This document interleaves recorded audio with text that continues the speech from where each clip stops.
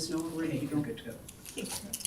Okay, we'll call the meeting to order at 5:31. And the adoption of the agenda. Does anybody have anything to add? Okay, Heather? The Blue Ridge Community League FCSS application. We will be adding them as a delegation. To the beginning? Four. And also in 6.1.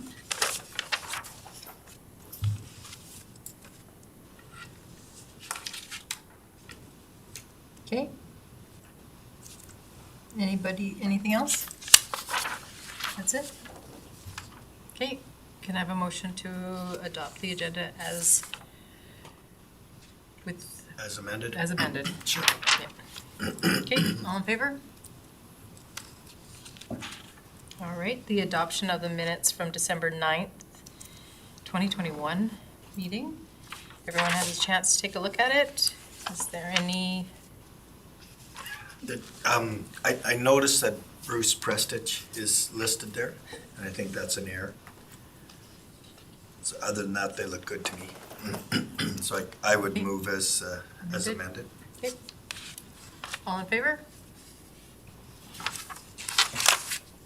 Okay, we're gonna go right into the delegations, and we will start on the Blue Ridge Community League. Are you there, Jenna? Don't see her. Do we wanna just, We can bump down. Let me just message her. okay, we'll just give her a minute here.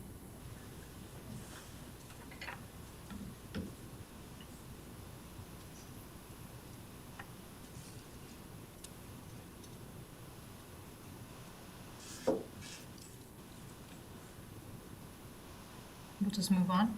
I think we could Okay, move on fairly. we'll leave room at the end here. So we have 2 delegates from the community lunchbox.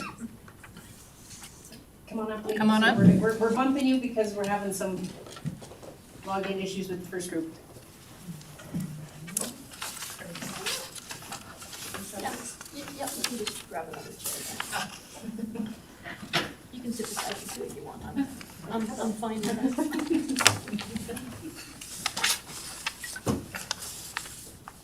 Good afternoon, evening-ish. My name is Bridget Moore, and I'm the Vice President of the Community Lunchbox Society. And I'm Haley St. Martin. Not just. Just one moment. Can you hear online? Arlene? Can you guys hear? Yes, I can. Okay, just because they're far away. Sorry. No, that's okay. I just want to make sure.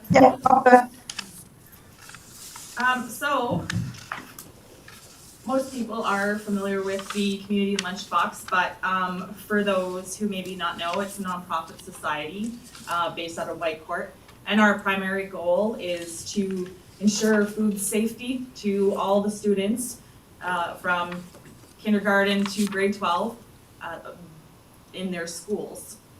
So we, most people associate it with apples, but in the schools and particularly the high schools, because those kids eat more and they get a lot more. So that we provide breakfasts, which breakfast package, which is muffins, yogurt, a little bit of fruit, and then we have dinner packs as well, like lunch packs, which is a sandwich or a wrap, vegetables, and maybe some crackers. So it's all healthy meals as well, so making sure students are learning on a full stomach, because I'm sure if anybody suffers from being hangry, you know it's sometimes hard to fight. And for some kids, no food is not their option. But our program, we want that food there so that it erases the stigma of not having food. So it's there for anybody, regardless of why they need it. Sometimes the rural kids maybe forgot their lunch on the bus, and mom's working or dad's working and they can't run it in, or so regardless of why they need something to eat, it's there for them. And in order to make this happen, we have a lot of volunteers who help. So we have a board of currently 5 or 6, 5 people. We can have up to 7. And currently we have 5, and a lot of us are new, so I myself only joined a couple months ago. But the board is a very active, busy board, and we couldn't do what we do without the help of all our volunteers. We have volunteers that do everything from, COVID has changed a lot. It used to be we had volunteers that would come and help make those sandwiches and help cut those fruits and vegetables and whatnot. But because of COVID, now we're having to use a little bit of funds to have that done at the store for prep purposes and different things. So that's taking money away from other areas. But, so we have had volunteers do that. We have our the bottle pickup, that's a big one. So we basically have volunteers out there every weekday and weekend. You go weekends. Yeah. Almost every day of the week that go and collect bottles. Part of that program is one, we're making our communities greener, and we do have bottle pickups in the county, mostly out at the airport in that area. And we so we collect the bottles. Some of the volunteers use their own vehicles to do that. Which is wonderful. And then we do have our van as well that we've been out in that some people can use. And so picking up bottles all over town, and then sometimes people call us and they're like, hey, I got bottles. Some of them are even county residents, and we're like, yep, sure, we'll come get it. Because it's better than being thrown out into the landfill. And we get money out of it. We look at a bottle. I bet you there's not a board member that walks by a bottle on the street and doesn't pick that up. And because to us, we see money. We see food in kids' bellies, and we also see work. So the bottles come in, and it goes to our recycling center, and we employ people that have barriers to employment. It's not a lot of work, but it's them earning their own money, giving them an opportunity to do that, and it helps out our process as well, and we use that income that way. But the large part is the volunteers, such as, and we can talk about other special events. Oh, yes. We also have a lot of events every year that we need volunteers to help with, and so we do have the same volunteers generally every year who provide their time and help us in that front as well. And yeah, we haven't had an event in 2 years, as most people haven't. So we're finally getting to hold our celebration night on March 26th. And anybody who's ever been to an event or organized one knows it takes a lot of volunteers to set up and do all the different parts. And so we require quite a few people for that as well. And almost everything. We have volunteers that come and cut our grass in the summer. We have volunteers that come and do the snow removal, and that's been fun this year.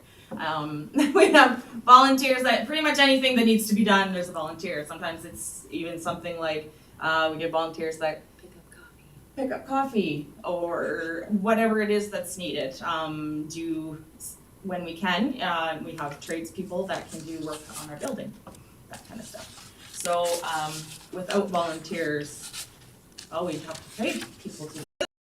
We're eternally grateful for volunteers, and it, gives people the chance to feel part of their community and know that they're giving back to every student that is in the area or that goes to a school in Whitecourt, I guess we should say. So I know you guys probably all have a grant application as well with the information if I haven't touched on anything. And so if you have any questions. Okay, does anyone have any questions for Bridget or Haley? I'm sure if anybody online does. I know I'm trying to look. Hands up. No? No question? Tracy, any questions? Arlene? Nope. Alan? Not a question, but just a comment. I'm glad to see that the board has new people, because every association suffers from that same 10-person syndrome, and it's good to see new faces on the board, and this organization has really provided a valuable service in the community. So I applaud you guys for stepping up and volunteering your time.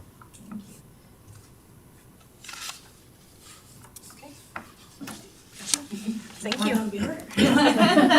Thanks for your time. No, thank you guys so very much. I'll be in touch with you guys once we make a decision. Sounds great, thank you. All right, so next up, we have Eagle Tower Victim Services. I am going to do that presentation as I'm the program manager, so I'll just switch hats here for a second. As far as, so I did do a presentation to council, so the council members know what Eagle Tower Victim Services does, but for the rest of the group, I'll speak to what I guess our mission is to provide information referrals to victims of crime and tragedy in our community. We have 4 paid staff and the rest are volunteers. Our volunteers are very highly trained trauma personnel that are available 24/7 with an RCMP referral. So we make sure that anyone in our community that has something tragic happen to them has supports if needed. It's typically the ones that don't have a lot of support within a community or family that we tend to gravitate towards, just because they don't have a lot to reach for. So we definitely make sure that those people get the support they need. Our application, what we're asking for is funding for some training, advocate training, and QB costs, as well as a team building event that we do yearly. We were fortunate in 2021 and 2022 to have written a provincial grant that covered off a lot of our fundraising needs that would have been a void. So we were fortunate with that, but also being funded by the Solicitor General, we have lots of I guess restrictions in where we can spend our money, and this is the needs that we can't really fill with that. So advocate training comes with conferences and stuff like that we're hoping, with COVID being done now, right, that we can actually attend some of those and do some team building there as well. The one other layer is our Queen's Bench costs that happen when we follow our victims through a court system that is very complicated, but we make sure that they are comfortable and know what's happening. We are that contact between the Crown and the victims, so we make sure that they're updated and attending court where they need to be and are comfortable in that space. We'll do court preps with them sometimes and make sure that we have the key to the courthouse. We can take them in without people in it and make sure that those victims can sit in the chair, can feel comfortable, whether it's a sex assault victim or any other case that is kind of the reason that they're there. Just really making it a comfortable space for them to be in. We do have our trauma dog as well that also assists in those areas. And then our advocate appreciation is our volunteers. So when I say advocate, those are the people that are unpaid staff that come and volunteer 24/7 for our unit. We have 17 in total with Fox Creek and Whitecourt volunteer advocates right now that are trained and ready to respond for our communities. So we do Whitecourt, Woodlands County, County of Greenview up to Valley View, as well as Fox Creek and surrounding areas. So we have a pretty big area, and we want to make sure that we're equipped with the tools and to help our officers, deliver some pretty heavy bad news when they need to. So that's kind of our unit, and that's the need that we have from you guys. So I'm open to questions.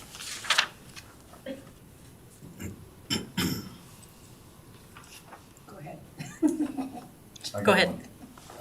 Do you guys get any funding out of Greenview or Valley View or anything? We go up to Greenview, so Valley View is a different area, but at this time, no, we don't get a lot of calls from there though, but we do cover up to Valley View. Okay, so you don't do a lot of active work there? No, Okay, yep, no. just checking. It's just kind of boundaries more Yep. so than anything. What's typical expense for Queen Bench expense? I see there's 4,000. Well, if you can't look at our last 2 years just because of COVID, but usually between $7,000 and $10,000, just because we have to go with 2 people the night before court, and we attend the trial. It could be a week-long trial sometimes, depending on sometimes we're in and out, back and forth, but housing our advocates and our staff to go and spend the time in the city. Some units are fortunate, like Hinton, that have their QB right in Hinton. Right. We have to travel to either Edmonton or Grand Prairie to Okay. do our Thank QB. you. And we can't really budget for it because it could be really high or really low, and that's Sure. why we always make sure we have that buffer. And we anticipate now with courts opening up that we're gonna be there a lot, so. Gotcha. Anyone else? Questions? I just had one question. Yep. I was just wondering, can you hear me okay? Yep. Yeah. For the Fort Assiniboine area, do you cover that area or does Barrhead Victim Services? And if so, how do you coordinate between the two offices or? Yeah, so what we do is so our referrals come through the RCMP, so it's that kind of jurisdiction that dictates where the call is. But we will cross over. So if we have an incident that happened in Fort Assiniboine, but the client happens to live in Whitecourt, we talk within units to make sure that we make it easiest for the victim. So we won't make them travel to Fort Assiniboine. We would take the client on and do the prep work here. And then when they have to go to court, they can go to court. So we do share, we share clients for sure. Right, okay, thanks. Yeah. Okay.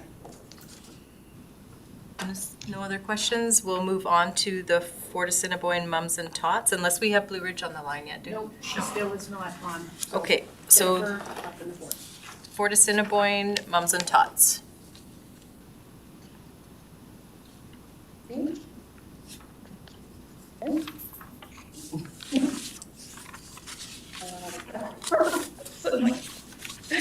we go. Okay, can everybody see and hear us? Yep. Yeah. Okay. So I'll just start off by introducing myself. So I am Jenny Williams, and I am currently the preschool program teacher, as well as the director for the preschool. And I'm Ashley Marcellus. I'm the treasurer of the Fort Assiniboine Moms and Tots this year. So just to start off with a little bit of information about us. So we are a preschool program that operates out of Fort Assiniboine. We are currently the only program in the fort that is directed towards children 0 to 5 years old. There was a playgroup at one point, but due to COVID and I think a loss of funding, they haven't been able to operate. So we are the only program in Fort Assiniboine that does provide a program for kids 0 to 5.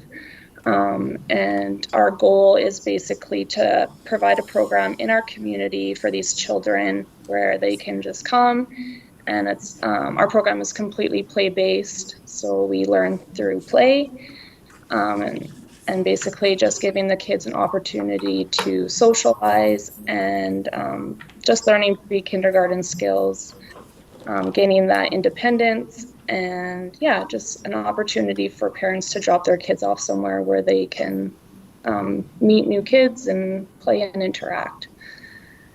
So we recently moved to a new location, so that has brought about some changes in our program. One of the biggest changes is that now previously, Woodlands County was supporting us through Edmund Hills for rent as we were in the school previously. And we have moved out of the school into our community hall. And so we are now taking on the cost of rent is our goal. So we've had an increase of expenses there, as well as just with the change, we potentially are going to need to purchase some different equipment, large motor skill equipment that we could potentially set up for kids to go to just develop their gross motor skills. And what was some of the other costs we were? Oh, and so we do have a lot more space than we did in the school. So we have come up with a little bit of a wish list of equipment that we would like to expand in our program. And potentially we've had a plan and a goal to develop an outdoor play space, as we do have access to the school playground. It's just not not all of the pieces on that equipment are developmentally appropriate for children 0 to 5. It's more geared to school-aged children. So we have been planning and trying to get an outdoor play space developed, which was on the school grounds. So potentially we still have a need for an outdoor play space that is definitely geared more towards children 0 to 5. We're just not sure exactly where we're at with those plans at this point. Do you have anything to add? I think we're open for questions. Go ahead. How many kids are you looking after in the program? We currently have 21 kids registered in the preschool, which is our largest group to date. We have 3 kids that are actually kindergarten age, 1 doing both, and then 2 are just have chosen to attend the preschool program. And so then we have the rest are all preschool aged children. So in total, we have 21. Okay, thank you. Hi, ladies. Hey, I look at your, I'm not sure the income statement and the balance sheet, and I see that you have a well-run organization. You've got some cash in the bank, which is great. The ask of $15,000, from my understanding, that's been a pretty standard request year after year. And in years past, Woodlands County had contributed upwards of $30,000, I think, to Pembina Hills. So the way I look at this ask is, in the past, Woodlands would have been contributing $45,000 to your organization, and this year you're only asking for 15. So kudos to you guys for moving out and still being able to manage everything. I did have one question, though, with respect to the fundraising. You had fundraising, sorry, I just lost the, here we are. You had fundraising revenue of $20,000 and fundraising expenses of $10,000. And I'm just wondering if you could explain that to me, what the expense side, what the fundraisers are and what the expense side is. For sure. So what happens is, so when we do a fundraiser, so for example, we have currently a flower basket fundraiser going on. So when Ashley deposits the money from the fundraiser, we are depositing the money sold from the baskets. So that would be our revenue. So our expenditures would be paying the greenhouse for the flowers. Gotcha. So lots of our fundraisers, so like the hanging baskets, the Growing Smile, like our poinsettias, our raffle, we'll all have items that we're selling, and then we deposit, but then we have to pay, we just did a concession, so we would have to buy the food, right? So basically that $10,000 is what the preschool profits, but our expenses, like we have expenses to that. Does that make sense? Yeah, it does, for sure. Okay. Thank you. Yeah. And if you wanted more clarification on just kind of what kind of, were you wondering what kind of fundraisers we do? No, the explanation you just gave makes perfect sense. I was just wondering what accounted for the expense side of the fundraisers. Yeah, for sure. Okay. Is there any other questions from online? Yeah, I just have one. Go ahead. Hi, Jenny. It's Arlene. Hi. I was just wondering about the age span that the program serves. So I have in one document that it was 3 to 5, and then you were saying it's 0 to 5. Yeah. And so I just wanted to know if it is that, you know, sort of what you're doing for that 0 to, well, till 3 or whatever. So thank you for the correction. We are currently 3 to 5. I am just currently trying to finish up my program plan to get approved for my licensing agency. And then once I get that final approval, and she's just doing like a last touch up, we're actually hoping to potentially expand into a little bit of childcare. So maybe potentially offering the community some childcare outside of the preschool hours. Or like some years we only have enough kids for one class. Like this year we have 2 classes, so we're actually operating Monday to Thursday mornings. So that's tricky to offer childcare in there when we would only be able to offer afternoons. But on a year where we would only have 1 class, potentially we would only run like a Tuesday, Thursday morning. So then we're thinking in order to offer our community, expand our services, that potentially maybe we could open up to those other ages on outside of preschool hours. So that's something we're working towards. It's kind of one of our goals, is to maybe expand our program plan to include those ages. So sorry, I have those numbers in my head, but yes, currently we are only 3 to 5. All right.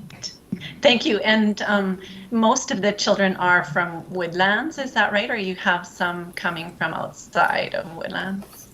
So most are from Woodlands. We do get kids from like Tiger Lily, Camp Creek area as well. So I think we have probably, I want to say 2, 3, 4. I would say 5, 6 are probably outside of Woodlands County. All right, thank you. Yeah. All right, thank you very much. Jeremy's got his hand up. What's that? Jeremy had his hand up. Oh, Jeremy, did you have? Yeah. Go ahead. Yeah, sure. I'm just looking at I turned my video on, for some reason it's not working now, but I was looking at your grant application, and in the revenue stream, you've got the $15,000 FCSS grant from Woodlands. And then in the summary portion, it said Woodlands County FCS grant request equals revenue minus expenditures minus 9,540. So are your program's running at a deficit then, like of 9,540? Are you girls paying for that out of your pocket, or how do you cover that additional expenses? I actually sent in an updated budget sheet. Jeremy, So that's that- actually, The updated sheet was sent to you right after the package, like, if you go in your emails, the updated application was right after that. Okay, well, we'll have to review that one. Ignore my question then. Sorry, Jeremy. Okay, thank you very much. We will move on to the Northwest Central Alberta FASD Services Network Society presentation. Hi, I'm sorry the name is so long. Yeah. You know what, I'll say it fully, Northwest Central Alberta FASD Network Services Society. There you go. It's ridiculous, and thank goodness they put FASD instead of fetal alcohol spectrum disorder. Oh, you should have seen the email domain I was forced to use the first year I did this. It was ridiculously long too. Anyway, thank you so much for this opportunity. Try not to take up too much of your time. This is, I think, the third or fourth year that we have applied for a grant, and we've been very successful in the past with you, so thank you for that. The grant that we are going for is basically a continuation of what we asked for in the past. It is to support our PCAP program in the Woodlands County area. PCAP stands for Parent, Child, and Assistance Program. And that program offers supports and services to women or individuals of childbearing years who may be at risk or are at risk of drug and alcohol use. So this is a 3-year mentorship program. So the individual signs on for, and I use the term individual to be inclusive. There are men out there now who can who identify as male and can have children. So we have definitely updated our program policies and procedures to be inclusive of that. So along with this, what they do is they would meet with a mentor and build relationship with that mentor. And the mentor is there to walk that journey with them, help them in a variety of ways that they might need to be helped. It could be going to treatment. It could be helping through a pregnancy. It could be with parenting. Really, each case is different. It can be housing. It can be government support. It could be crisis intervention, connecting to community services. So it's definitely a walking beside and meeting the client where they're at. So the PCAP program is a well-evaluated program based out of Seattle, Washington. It's been used in Alberta for quite a few years now. We have our own PCAP council that oversees the program and ensures that we're doing everything appropriately. And we do have to use Penelope to do data entry to ensure that everybody is maintaining the integrity of the program. And of course, to collect data to ensure ongoing funding. However, the funding for PCAP is not enough for our region. We have a very large region at Northwest Central. We span from Jasper all the way to Westlock up to Slave Lake, and we have 6 First Nations communities in our region. The Woodlands County area, when I first came on board, did not have a PCAP program. I expanded it into there, utilizing the mentors from Whitecourt and the mentors from the Barrhead area. And so that's when we started reaching out for additional funding to support that expansion. One of the bonuses with this program, because we are an FASD network, our mandate is usually to support suspecting, diagnosed, or I should say, the possibility of and diagnosed FASD. That's another new language. It's not suspected anymore, it's possible. We're constantly updating our language. The person, the individual of childbearing years does not have to have a diagnosis or a possible diagnosis of FASD. It is for any individual of childbearing years. It is very much a preventative program in nature. The prevention pieces are to further prevent alcohol-related births, prevent the mental damage caused by, or the neurodevelopmental damage that can be caused by unhealthy parenting. As you understand, trauma can be very impactful on a child's development, and unhealthy parenting can be the root of some of that trauma, and also to help prevent the breakdown of families. We do have a strong volunteer base. However, with the confidentiality nature of our network, we only use them for things like casinos when we go to them, or community events. We do not utilize them at all for working with clients. There is a lot of stigma associated with FASD, so we very much respect that and work very hard to help reduce that stigma through our community awareness and prevention program, but also making sure that the individual with FASD or possible FASD doesn't feel singled out. So our program helps to enhance social well-being, helps to develop independence, and very much a strong connection to other community supports and services. Several of ones which have spoken today, we would definitely recommend any individual of childbearing years with children to look at the Fort Assiniboine Mums and Tots group. So, and other services too, government agency services and so on, so that they can become contributing and active members of the Woodlands County community. We are asking for $5,000, and that is to help and we usually have an average of about 5 families that we assist in Woodlands County. So that's what that money would go to, and it's direct program delivery support. None of the funds that you give us will be used for travel. I know most funders prefer direct support to a program delivery, so we respect that and honor that and use it for those purposes. That is all I have. Do I have any questions?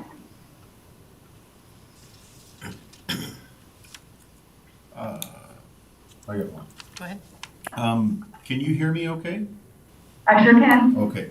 I just, so this, I guess with the legalization of marijuana coming along too in the legislative end, when we're always talking about marijuana, you know, they tell us think alcohol.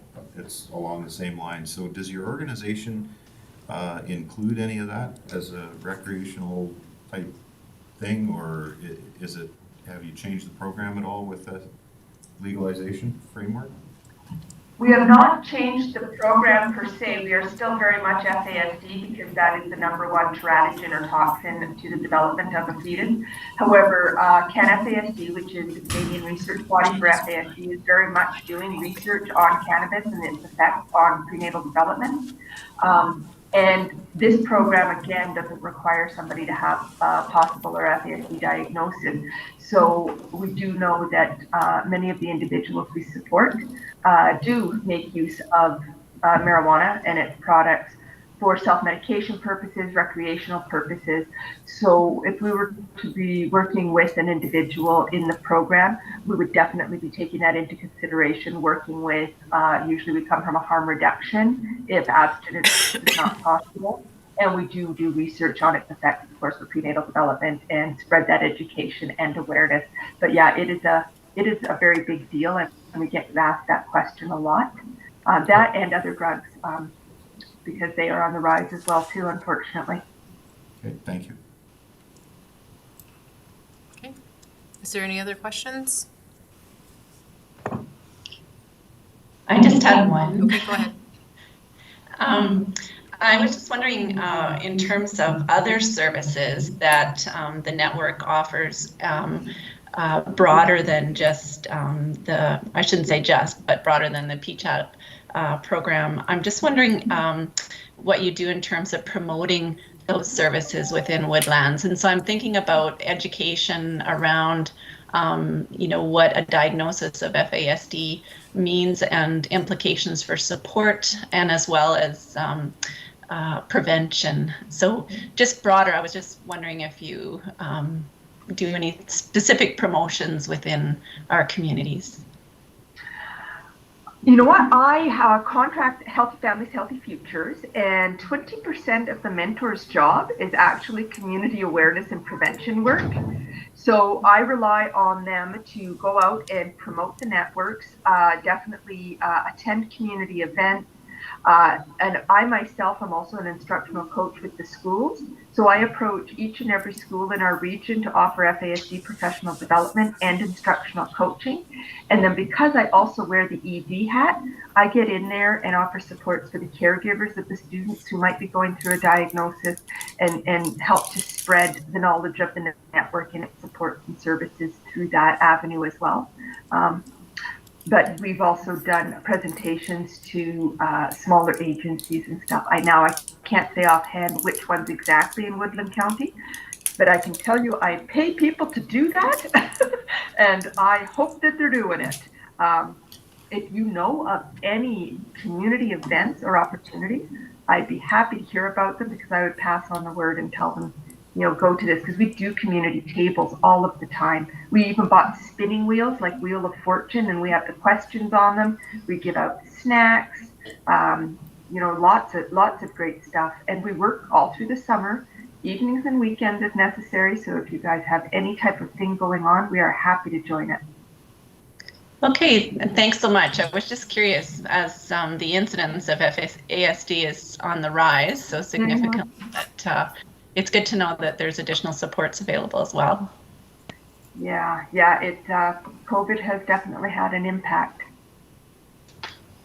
Okay, well, I can definitely say from my perspective, from working at the RCMP detachment, we've had many presentations by your network to our membership, so that they're aware of the, you know, the links and the helps that they can get with that diagnosis. So, yeah, your people are doing good work. Yay, thank you. The RCMP training, we often bring them lunch too, because we know if you feed them, they will come. That is true. Yes. Is there any other questions? Online? Okay. Well, thank you so much for your time. Have a lovely evening. Same to you. I think we do have Jenna on from the Blue Ridge Community League now. You can go ahead with your presentation.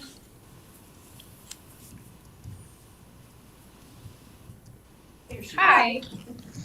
Are you guys able to see me and hear me okay? Yep. Awesome. My name is Jenna Wilson. I'm just here to represent the Blue Ridge Play Group. Previously, they were called the Mums and Tots.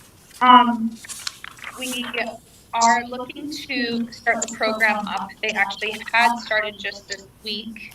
We were located previously in the Briar Patch, which is where the old library and school was. They had moved down to the basement a few years back of the community hall and had been running there successfully for a couple of years. They had a flood happen and most of their items were damaged. So I myself went down there and we volunteered our time and we got the place up and running after the community league had put about $8,000 to $10,000 into repairs into the basement. So we were successfully running in 2020 until COVID shut us down. And unfortunately, the flooding reoccurred and we did lose a lot of our equipment. So I'm coming to you guys asking for $2,500 just to replace some of our toys, craft supplies, furniture that were damaged in the flood. So we do offer a safe space for the kids to come and play. It is geared around ages 0 to 5. We are trying to prepare kids for preschool and kindergarten, getting them socializing and also having an area for the parents to come and meet some more members in the community that have kids in the same age ranges and just really bringing that socialization into our community.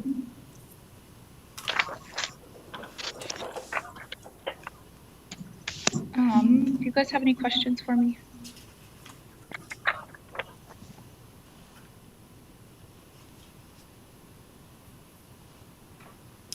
No. I think we're good. I think we're good. How big is your group? Sorry, Go ahead. blurted that out. So when I had first started, the group was fairly small. There was only about 20 parents and children attending. When we were running in 2020, we were getting anywhere up to 50 people coming, and we were getting families from Whitecourt, Marethorpe, and Goose Lake attending sometimes as well. They just enjoyed the small community feel, so they were traveling down once a week to hang out with us. Some of the families had grown up in Blue Ridge and had moved to Whitecourt, and they just choose to come to our group instead of going to the larger, crazier groups in Whitecourt. So. Yeah, I went to one of the community meetings out there. I was surprised to see how many young people there are. It's going. Yeah, I think COVID really brought a lot of the younger crowd out. I think we were sheltered for too long, and now we're seeing a lot more volunteers in the community wanting to take over the groups and really putting the effort in. Awesome. Go ahead. This isn't related necessarily to the Mums and Tots, Jenna, but since we have you online, I want to say fabulous job organizing that fundraiser for the Lee family last night. I know you were running all day yesterday and today, and then you quickly got online tonight, so thank you for that, but great job organizing that fundraiser. Thank you. All right. There's no other questions. Thank you for your presentation. Thank you. Be in touch. We're going to move on to Soaring Eagle Support Society. Are they online? Here she is. There's Sheila. Hi there. Go ahead. I'm just going to give you a quick overview of Soaring Eagle. I'm not sure who knows what about us, and then I'll be available to answer some questions. So, first of all, Soaring Eagle Support Society, I'm the executive director there right now. And we work specifically with vulnerable, marginalized people, those that have challenges maintaining housing, but just those that are having a real hard time gaining support with other agencies. We help them to, we refer them to those other agencies and help them along, or they just fall between the cracks. We started Soaring Eagle started its operation in downtown Whitecourt with the drop-in center. for vulnerable people. It was especially needed during COVID when there was just no place for people to go, that there's no libraries and restaurants and all those things that we know weren't open. And the drop-in center just provided them a safe place to be, as well as supports and lunches, snacks, water, showers, laundry, and all those kinds of things. It became very evident very quickly that housing was a priority for these people. It was really hard to meet their other needs when they were unhoused, and being safe and warm was one of their biggest challenges. And the lack of that appropriate housing, and there's no emergency housing, no shelters available in Whitecourt for homeless people. And so Soaring Eagle just decided to change track a little bit and move into providing housing and supports. And to that end, we leased a motel and are at this point providing supported transitional housing through that motel. We also provide an outreach program out of the hotel. We don't have a drop-in center like we did before. People can't just come and hang out and drop in, but we do have an outreach program, and so people are still, we still have the same services available. We still have showers and lunches and laundry and access to any kind of supports or emergency clothing that they might need. We have a housing navigator that help people navigate housing in the community, and advocacy among many agencies and supports, including court advocacy. We have a well, now that court's maybe going to be back in session, it'll be kind of interesting. But for the last 2 years, we've done a web court out of our office at Soaring Eagle, so people that had to be in court could actually be there, see the judge, be able to talk back and forth, and our court advocate has helped them do that. We have an ID program to help people get ID. It's amazing how many people don't have ID. We worked with a program of Alberta Health Services that provides, and the Alberta registries that helps us provide ID for people that don't have the information that you or I might have to get our ID. And we do a tax program and many, many other things. Probably minimally, I would say 10% of our residents and outreach clients come from outside of Whitecourt in the county areas. It probably is more closer to 20%, but minimally a 10%. And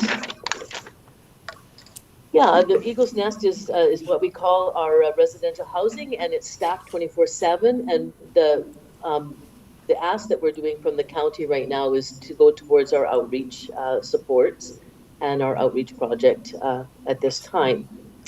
I'm not sure if there's any other questions, anything. I could give you lots and lots of information forever, but just any questions that you might have of me.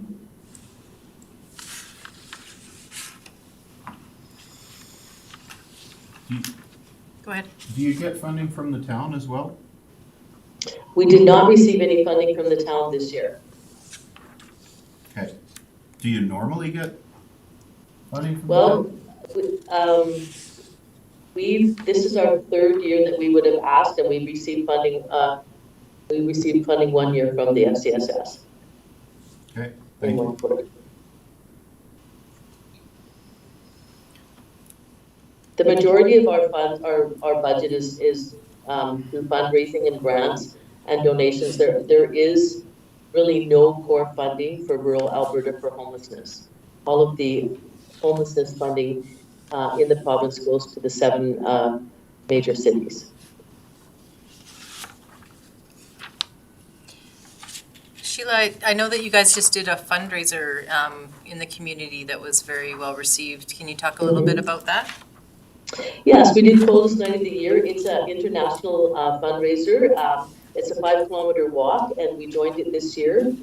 We were very pleased with the support from the community. We raised just shy of $24,000 doing it, which was awesome.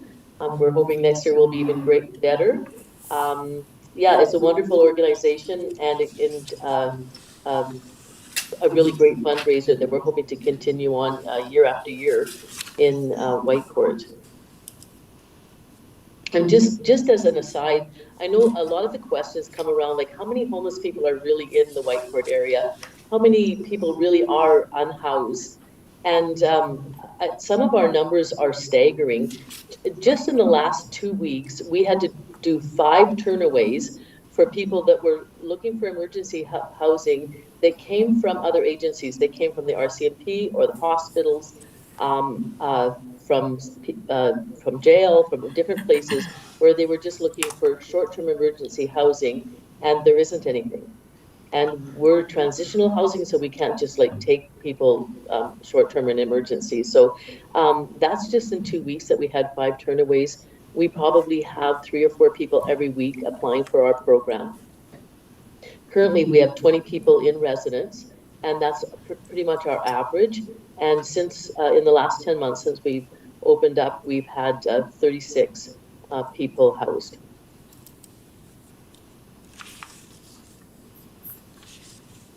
Is there any further questions for Sheila? Yeah, I have one. Okay, go ahead, Tracy. I was just wondering what's the staffing at the Soaring Eagle?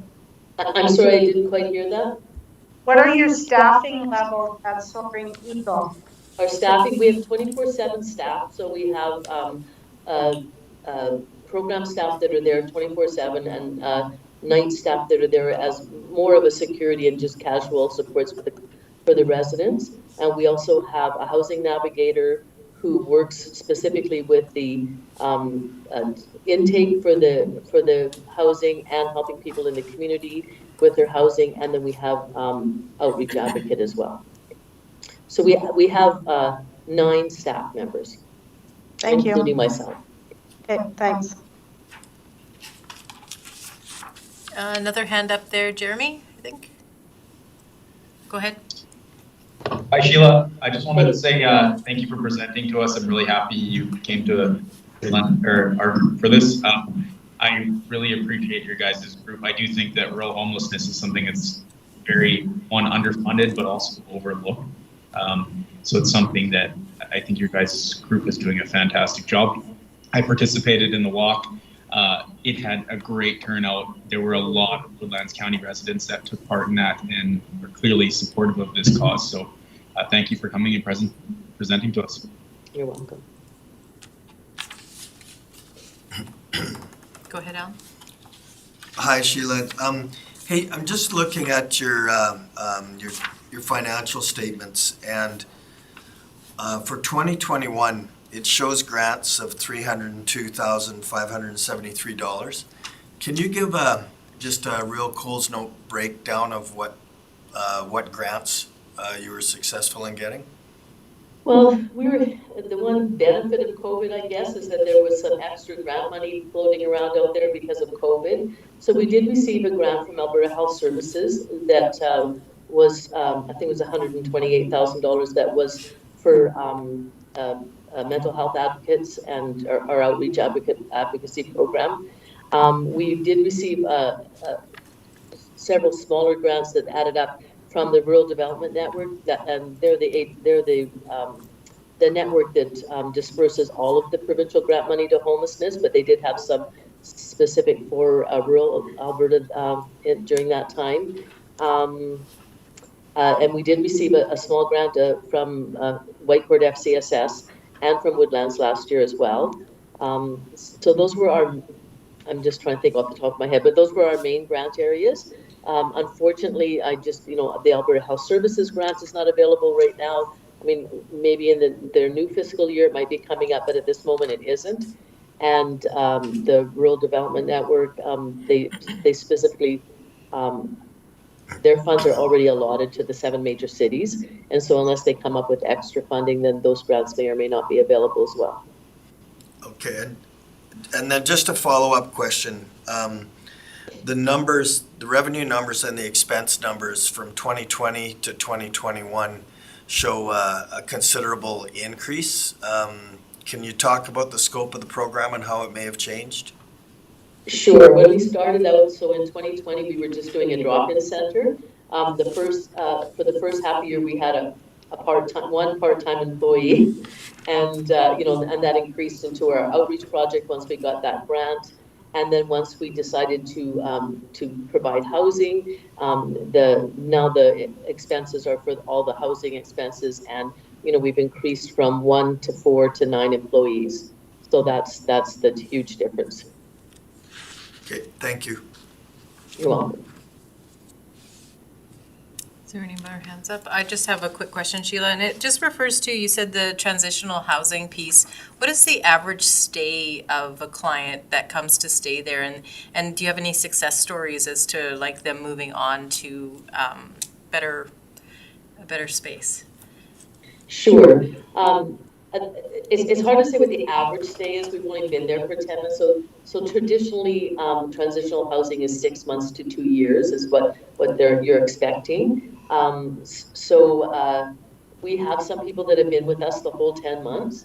Like I said, we've had 36 people go through our program, and we have 20 there right now. So as far as success stories, yes, we've had people transition out of the program successfully into their own housing. Like we've had people that were living in a shed and, using heroin on a weekly basis, that in the 10-month period have now been able to be clean and sober and move to Edmonton to where they were employed and, and working with reconnecting with their family. That's one of the examples. Some of the other examples is, I guess success is different for all of us. And so not everybody has successfully left the program and is in the community. For one thing, there's no affordable housing. So where do they transition to, right? That's one of the biggest challenges, I think, in our communities in Whitecourt and in the county. We really need to look at what a real homelessness strategy looks like. And part of that is emergency housing and affordable housing on either end of what we do as transitional housing. Some of our people have just made some very small incremental positive moves while they've been with us.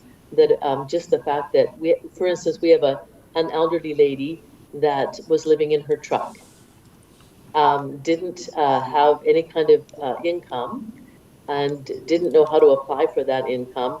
And since, so we helped her apply for the income, she's now had a safe place. She's on old age security, is saving her money, and will be shortly likely moving into her own space. So those are just some of the examples of who we have. Great, thank you. You're welcome. Any further questions? Okay, I need to bring my. I just have one. Oh, go ahead. Sorry. Hi, Sheila, it's Arlene. Ben, thanks for presenting today. I was just wondering about whether there were any specific thoughts or ideas, strategies for promoting your services in the larger Woodlands community. Like I'm thinking in terms of awareness in Fort Assiniboine, Goose Lake, Blue Ridge, and strategies in terms of how you do that outreach in those other communities, or what you were thinking in terms of that population. Well, just getting the information out there in any way is one of our goals for this year, is just to really just to be really promoting the whole aspect of the need of a strategy for homelessness, of the funding behind that, and what that looks like in rural communities. And so it's definitely our goal this year. I really can't speak to how exactly we would be able to get it out into all the extended communities. We're really hoping to have a fairly good volunteer base that would be able to help us do that. Thank you. Okay, thank you very much for your presentation. You're welcome. Last but not least, we have the Woodlands Art and Music Guild. I actually don't see her up there. No? Crystal, are you there?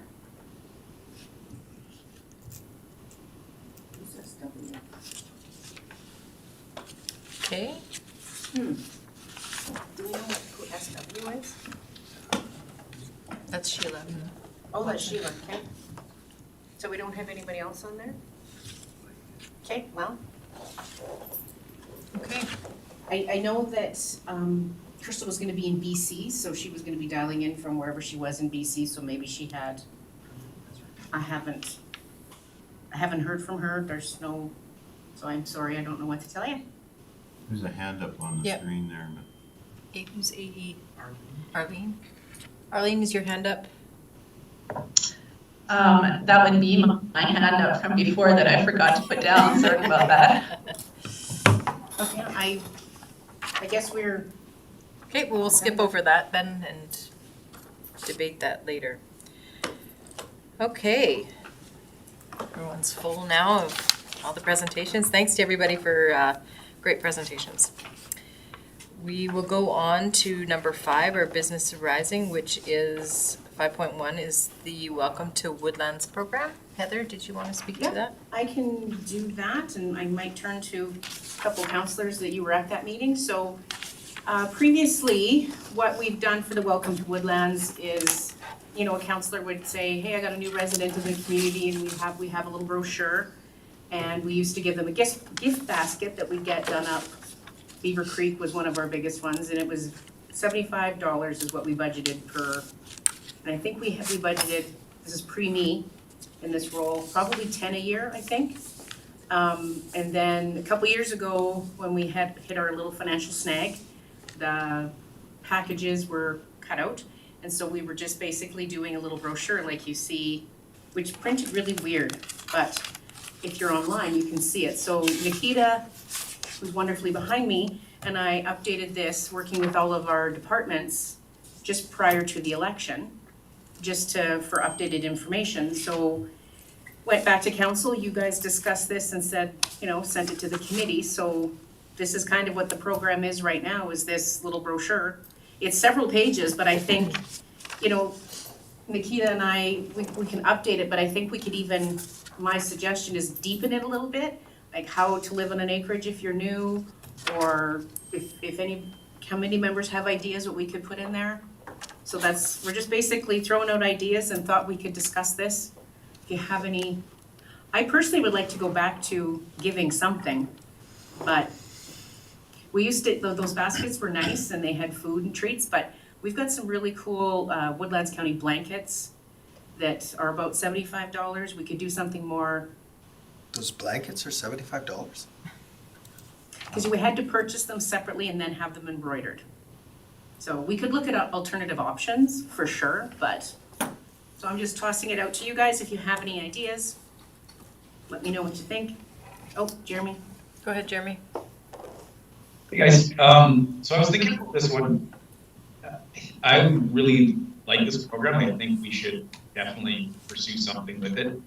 I wonder if we could go out or put the word out to Woodlands County businesses in the area. So we have a lot of like cottage-based industries that have started up in Woodlands County, be it the Blue Ridge Farms, the greenhouse, et cetera, and see if they wanted to donate something like this that could be part of the welcome package, rather than Woodlands County necessarily spending $75 for it. We could potentially get those local businesses to donate something small, like a 10% off coupon or just something like that. It brings awareness both to their businesses in Woodlands County and also offsets maybe some of those costs. Not that $75 is a lot of money, but we could probably bring more value from those local businesses based out of Woodlands County to the residents and bring awareness for them at the same time. It could be kind of a synergy type thing between both the council and our group and local businesses.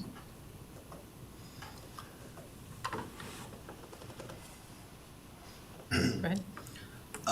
Yeah, I think that's a good idea to potentially include into a package. You're also looking for ideas of what else to include in the brochure. Yeah, if you have any ideas. Well, one of the things that I look at the dust control and grading portion, and maybe I'm missing it, but I don't see anything about the fact that a resident can go and buy a flag to get their snow, their lane plowed. I thought we did. Maybe it's in there, maybe I missed it, but That's okay. If it's in there, great. Yeah, If it's okay. not. I will make sure. And the other thing is, you know, we're in bear country. We have, there's cougars in the area. I wonder if there could be a little bit of a wildlife awareness piece as well. You know, things like don't hang bird seeders out, that sort of stuff. What page did you see that flag on, Joan? Sorry, Let's see if Joan. I can find it again. Page 8. So I just missed it, did I? Yeah. Okay, good. Okay. What's in there then? Oh, Oh, yeah. There we go, yeah.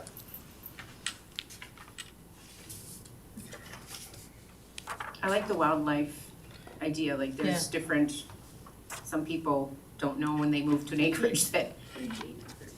Oh, okay, yeah, there we go. Okay, perfect. Thanks, Joan. I don't see a link to our service tracker on there either, like a, Yep, that was we didn't have service tracker then, so that's great Well, no, to I- point yeah. out, yeah. okay. That's been great to have on there. And then there's I always see it in the paper, but there's a well, Yeah. well awareness, and is that in here? No, that's another thing that's a great idea that we were thinking of different programs that we have. Do we incorporate this, like just little tidbits of information and then the ongoing workshops that we have, like there's some great ones. So the well one is great. And another thing, you know, seeing as we contribute to the recreation budget within the town of Whitecourt, a copy of that Spectrum magazine would detail services.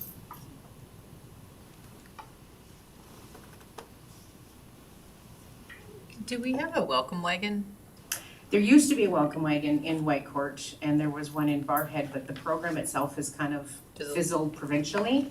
But that's kind of like Jeremy's idea to talk to the cottage industry, that's kind of like a welcome wagon approach. Yeah. But I think if we can specifically target our woodlands businesses, then I think that's a great idea. Promotion too, right? And again, from the rec side, I'm sure the golf course would want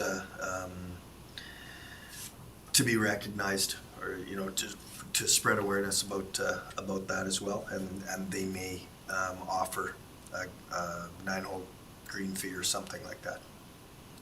We used to do the Wild Alberta magazine when they did one as well. We used to include that, but I don't know. I can check with Bert and see where they're at with Sure. Wild Alberta, but yeah, that's a great idea. Golf course. So you mentioned that typically you budgeted 10. Approximately, don't quote me on that. Like I said, it was before my time and Joan and I moving in, we things shuffled, but it was about 10. I don't. John, I can't remember when we were looking at that, I can't remember if there was an actual number that was attached to the discussion, because if it was $750, I don't think, for the gesture that's involved, I don't think council would have not supported that. I thought it was higher than that. Yeah. So if that's all it was, you know, if it was only 10. Don't quote me on that. Like I said, No, there was a lot of transition in Sure. in those times, but it wasn't. I know when we restructured and everything changed, there was one basket that sat in my office, and when we were all sent home and we came back, we opened it up, we're like, well, these crackers are stale. We ate the chocolate. And the cheese was really bad, right? Yeah, it was gross, but there wasn't a lot, honestly.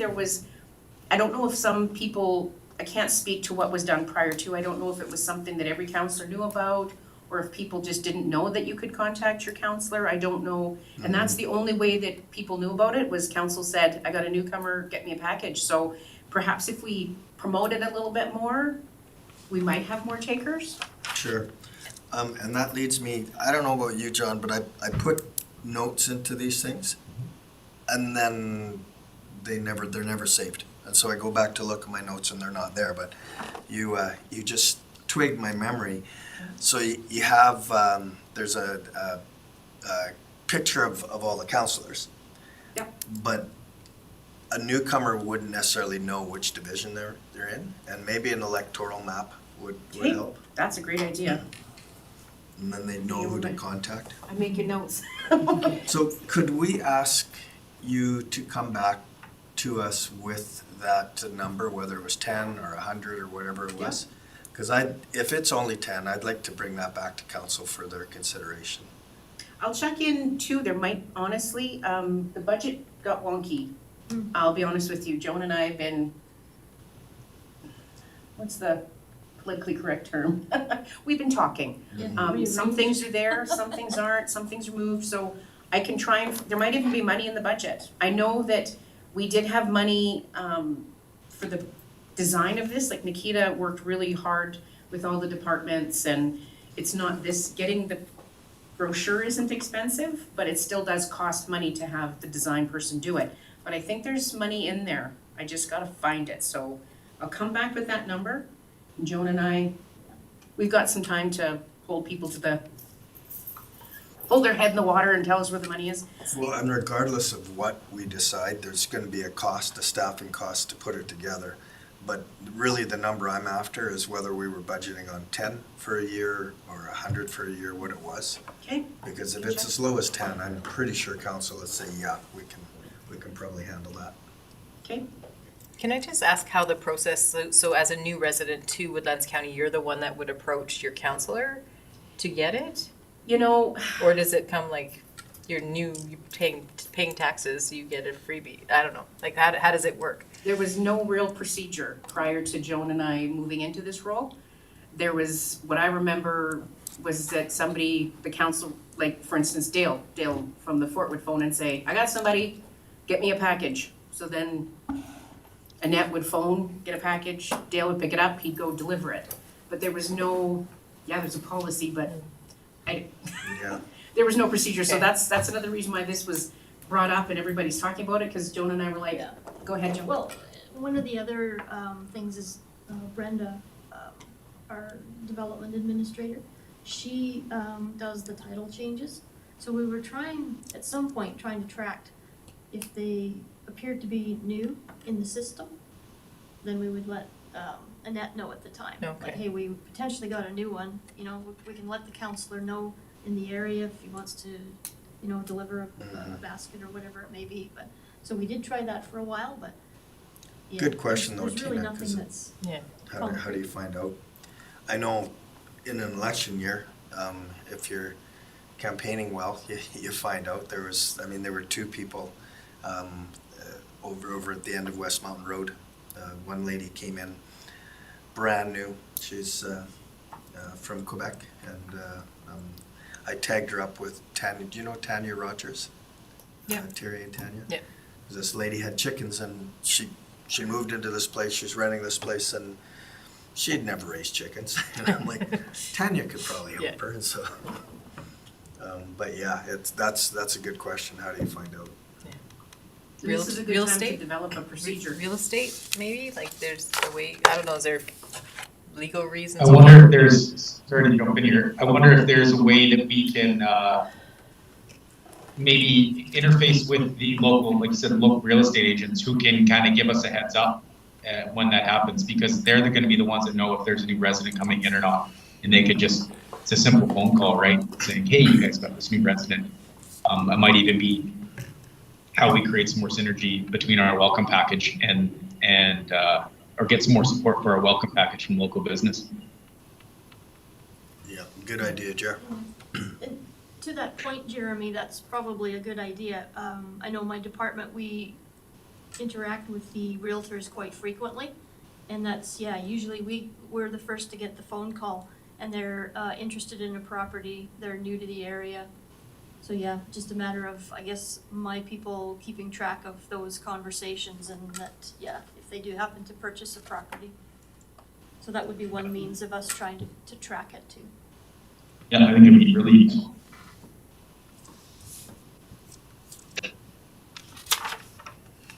Okay, is there any other comments about do we need direction or as information? No, it's more for discussion, and I can bring something back. I'll work, like Nikita and I we'll meet and chat and see what we can do here. I like, your ideas are great, like that electoral, you wouldn't know what division you're in. So something like that I don't know if we come back with a hard copy of this, but next steps for sure. And I'll bring back the policy, I'll bring that up and kind of review that, so we can have a procedure. I can definitely do that for April, if that's, so this would be more for discussion and accepted as information, and, or you could make a motion to direct me to bring more stuff back. It's really, what do you think, Joan? And we'll also try and nail down where the dollars are. Yeah. It's just a matter of they've changed up our budget system, and there seems to be, money has been moved all over and we can't quite track or nail down as to what GL code it's been placed within, so, yeah. Okay, go ahead. Just to kind of clarify things, I'll make a motion to have administration come back with a revised welcome package format and with a number of how many packages had been budgeted year over year. Okay, there's a motion on the floor, all in favor? Okay, that's carried, so we'll move to new business, 6.1, and the 2022 FCSS grant applications. And we've heard from all of them. We're gonna go in order, alphabetically, maybe. And we'll go to the Blue Ridge Community League first.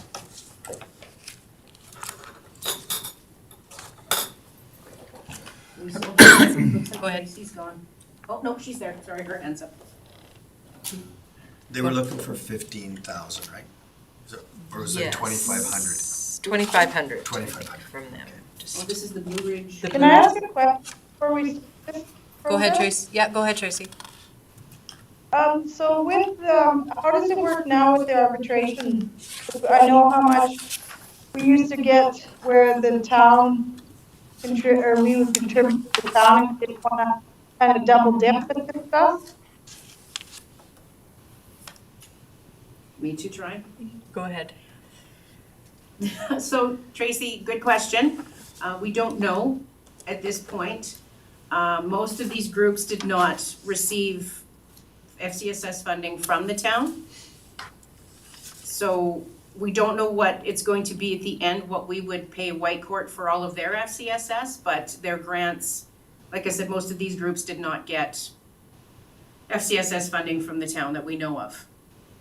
I can check. For this year? Sorry, what was that? For this year, I think. Oh, for this year, yeah, because Whitecourt does intake in the fall, so most of these groups didn't get it. Thanks, Heather. So Heather, the Blue Ridge Community League, they're not on the, am I missing it? No, this was oh yeah, it's on the revised summary Okay. sheet that I sent you, Okay, I don't have that in front because of I me. missed them, so it was the one that was on Monday, sorry guys. It was 2,500 That's where was that the is. request? Yeah, it was sent on Monday. Okay. Sorry, if you've got the old summary, you just have to add in the 25, you're under the children and youth category? It's under there, yeah. Yeah. So is there any discussion around the Community League ask?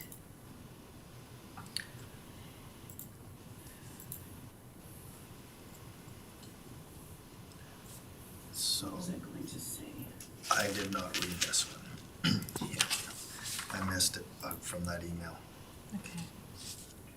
I'm so sorry, you guys, that was on me for missing that, and then it threw everything for a loop, but. So the reason, just so I can Yeah, go talk a ahead. little bit, the Community League is putting this in because the mums and tots don't have their own bank account, and we can't disperse funds to an individual, it has to be to a group that has a corporation and all that. So the Community League isn't actually going to be running this program, but they're acting as the bank because the mums and tots operate out of the basement. So, And so, sorry if I could jump. Go ahead, yeah. I am looking at their budget now, and she had mentioned that they were looking to replace toys and whatnot that had been damaged in the flood. And, I mean, when you look at that budget, I think it's pretty reasonable. I've heard really good things about that program, Yeah, they're run pretty tight.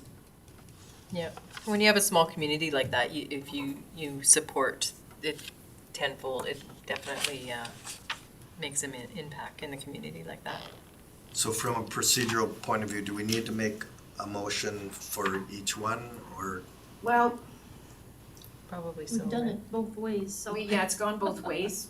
I didn't put numbers in here and I made it all as one motion, but if you, it's honestly, I don't know. Like Joan said, it's gone both ways. It's not gonna, you can approve them and then we can do one at the end for each one if you'd like, or we can make a motion per. Well, why It don't doesn't we- matter to me. I was Yeah, just why don't we wondering. talk about each one and then we can make the motions afterwards so that we know budget-wise where we're sitting, if there's any. Is that okay with everyone? Go Can I ahead. ask a quick question? Yeah, go ahead, Jeremy. Just new to the committee, so just understanding how it all works. And I'm just looking at the 3 separate categories and the budgeted amounts for each of the categories. Obviously, adult and family were well over what our planned budget was for that. Do we take any additional applications after this time? Like, are we looking at, or do we have to think about this in a manner of that we might have other applications in the future that will have to fit into the budget, or are we past the deadline now for application into this? Yeah, we're past the deadline. The policy and provincially, there's one intake. If there's surplus funds, it's for the FCSS agreement that we have, like, we get 122,000 per year from the province, and we match, it's an 80-20 split, so we get that money, and then we put in 20,000. So whatever doesn't get utilized, which we don't like, as I'm talking later on in tonight in my update, you'll see, it just goes back to the province. But typically, we don't have a surplus, because between these grants and the money we give to the town of Whitecourt, we don't have a surplus. But there isn't a second intake. This is it. So you notice, you bring that up, Jeremy, that there's people that are asking more money than what we have in, say, the adult and family category. So even though we have this budgeted for each of these, there is play at the end. If one is unsubscribed, we can move into one that's oversubscribed. So for instance, there was no seniors application, so that $8,000, we basically reallocate it to adult and family. So right at the bottom of the summary, I say all combined was 62,040, but then our total request is 48. So we're still under. Right. But that extra Okay, money. so for budgetary, we don't have to look at necessarily cutting anybody here for budget reasons. No, because the surplus money that you have there, honestly, we can go to our own programming. We have our seniors appreciation and those, and volunteer that we do for FCSS, and yeah, so you don't have to worry at this point. Okay, sounds great, thank I you. can't confirm. Just on that note though, have we been through all the arbitration end of things and we know FCSS wise what's going where? No, So we could be awarding money that we, no, this is different. Okay, I shouldn't say this is different. Because of the way that the arbitration is going, what we pay Whitecourt would come out of FCSS, but it doesn't have to come out of our provincial funding, if that makes sense. So from my understanding with the arbitrator, her decision said that we have to contribute to FCSS, but it doesn't have to come from our provincial funding. But even with that, this amount, this 48,000, it won't bump that out. right, but there's only the 2 mechanisms of FCSS funding, which is the provincial grant and then our own tax dollars kicked into it, right? 20%, yeah, 80% province, 20 us. So in previously, we've given the town, I think our last 2 was like 133,000, plus we've done all our own grants and our own programming. Yeah. So we've utilized the province, that 122 for our own first, and then the extra is like our 20%, Yeah, because you Clear as have to mud, right? contribute the 20% to get the 80 up. right? So I don't know exactly what the number, I don't think anybody knows what you guys are gonna, So say that again, what what did we receive from the province last year? We get our agreement was for 122,000 per year Okay, and so then another 24,000. is our, we have to Okay. contribute. And how much was then forwarded to the town? So 2019 was the last one was 133.26 or something, don't quote me, I know it was 133 something, So that's almost the entire amount, 80 plus 20. pretty much, yeah. It was more than So, and then where does the money come for these grants? us. So this So I is- shouldn't say that. I can't tell you how financially where our accounting people show it, but when we look at 51, which is the GL that we do this from, this is what we give the town, because I don't know if they ever invoiced us. I honestly can't tell you how we never saw I never saw an invoice in 2019. We just cut them a check, but our own, like our seniors event, everything, that we paid for that. We entered it into the province, we have a little, what do you call it, like a portal, where I say, we did this, we did this, we did this, and this is what we paid. And then our auditors send us a thing that says, yeah, everything's good. So we normally show that from what we pay the town and what we pay everything else, it's more than the money we get from the province, but it's about that 20%. But again, don't quote me on that, I do not look after the finances at the top end. And the town has a lot of opportunity to use FCSS funding because of the services that they have available too. Yes, So and they that's- they have their own agreement for, I don't know how much they get, but they have their own agreement. So in 2020, we didn't give them anything. And so that's why we have a surplus, and I can talk about that a little bit later, or we can talk about it now. And then in 2021, we released 60,000 and some, which zeroed us out. So that the money we got from the province and everything else, we didn't have to pay any money back to the province. Yeah, and I'm looking at an article here from the Star, and I think 50,000 of FCSS grants went to the organizations in the town. And that was Lawrence Blanket, the Whitecourt Pregnancy Support, Cloud River Primary Care Network, Challenge Basketball, a Lunchbox, and Twice as Nice. Yeah. Those were the organizations. But there's other funding that they do within their own services provided, so it's Yeah, not they do not programming. an exact match. Which is what we usually give them, their money is for their programming that they do themselves. We don't do, the only programming that we do is our seniors and volunteer appreciation, and we haven't really done other programming before because our money, we didn't have that money as we're talking now, because it's normally for grants and we give it to the town. But we have agreements, don't forget, we have FCSS agreements with Mayerthorpe and Barhead. So we give money to them as well from that Right. pool. But the arbitration, ideally, I could be with my head in the clouds, but should not affect the bottom line of these grants. Shouldn't. Fingers. I'm an optimist, I can't help it. Okay. Is there any more discussion surrounding that? Are we clear as mud? The problem is we're looking at this, and at council, we're gonna be looking at Yeah. that. So that's all that if in the event that everybody gets called a Scrooge. It's coming back to you, Reeve. What's that? I said it's gonna come back to you, Reeve. Right, well, I got the glasses for it now. There you go. Okay. That answer your question, Jeremy? He's nodding, thumbs Yeah, up. There we perfect, go. thank you. Okay, so do we want to talk about the community lunchbox now? So their ask is for $2,500 for their volunteer program recruitment and retention. Anything? Ask a question? Go ahead. So they're asking 2,500, and the way I read it is for a laptop and training, is that correct? Let me just bring that up. Yeah, I stand thought it by. was for volunteer recruitment it's- and training. I'm just reading off the main page, so. Yeah, hi Tracy, sorry, it's Heather.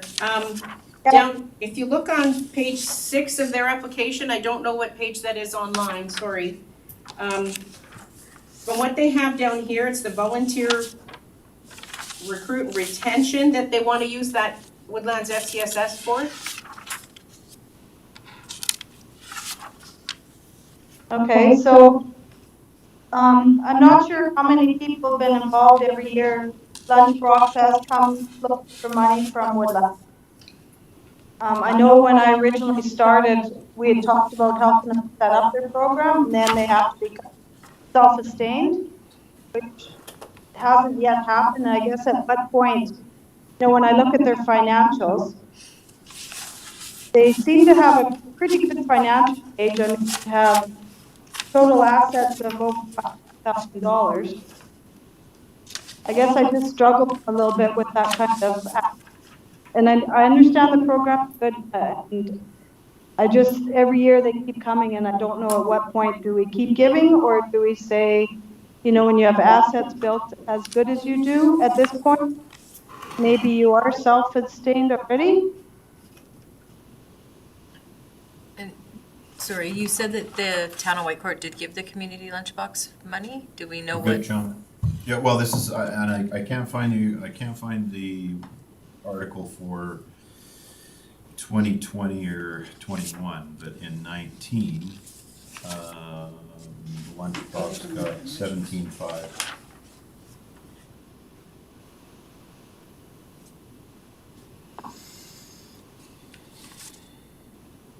Any other comments? They do show an $80,000 profit. Yeah, $70,000 profit. They also showed where they've gotten Canadian emergency wage subsidies for $31,000. Yeah.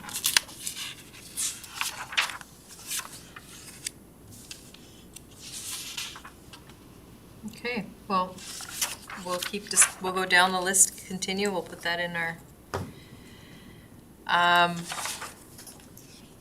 that's Eagle Tower Victim Services. I will leave the room, I guess, I have to.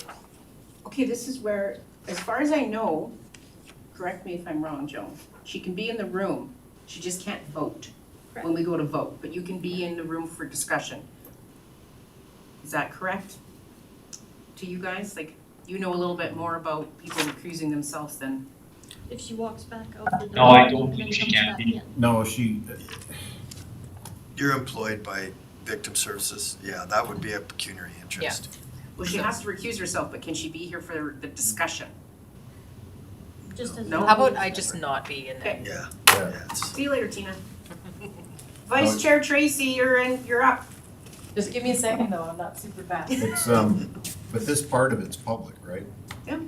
So It seems weird. it really doesn't, I'm Yeah. pretty sure she can sit in the gallery, because it's not, Yeah, I think if she comes back in and sits in the gallery, Yeah. that's what we've done in the past. she can sit in as a private citizen in the gallery at this point. And So, I have to note that she left. this is, 7:04. Is it 7 o'clock already? Okay, thank you. Okay, so with regard to victim services, the request is $10,000.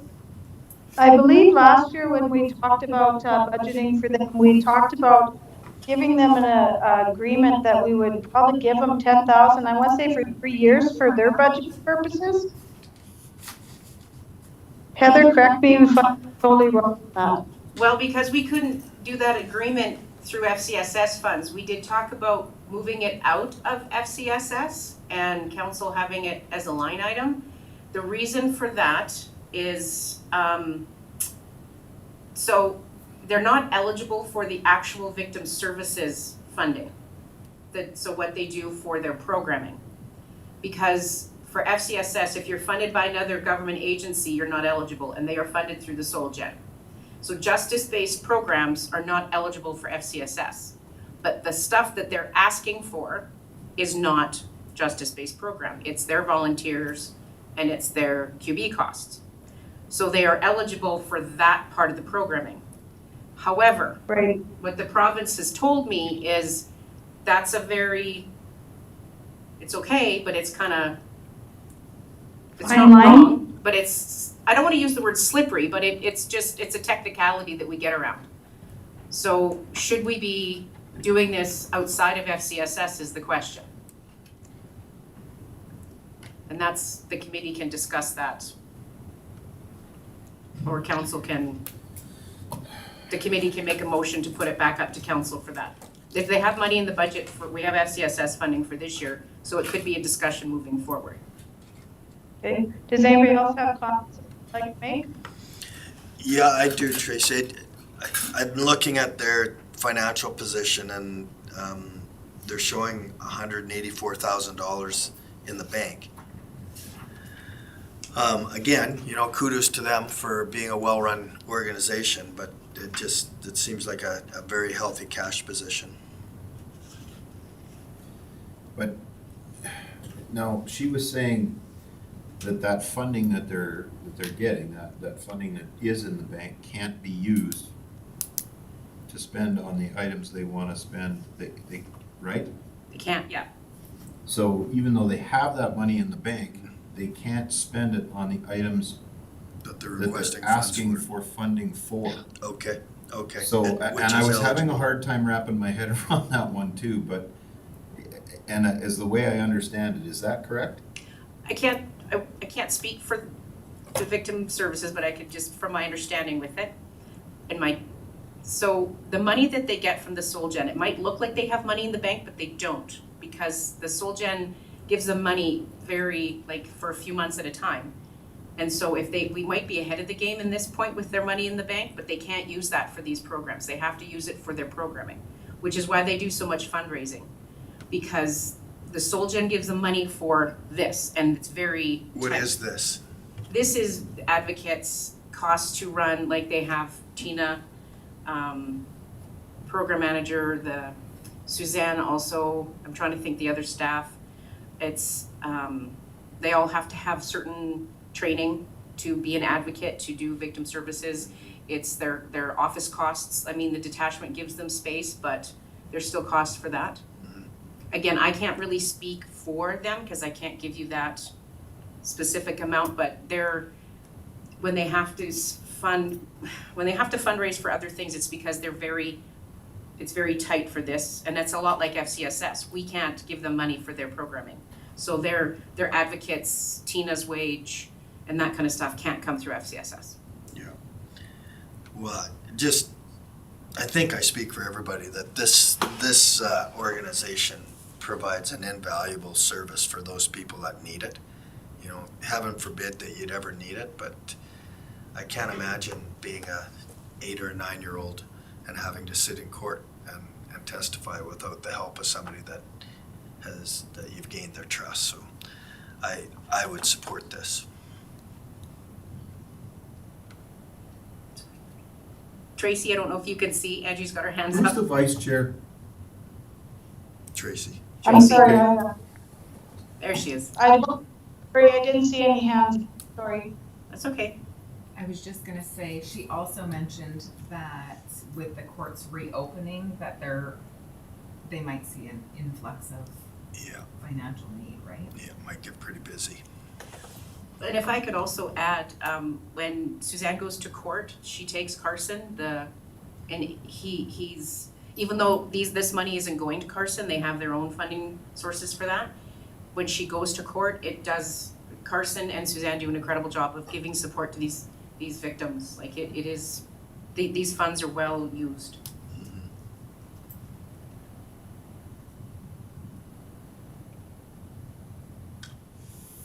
Okay, does anybody else have any comments or questions? Okay, so can we possibly ask Tina? Can do.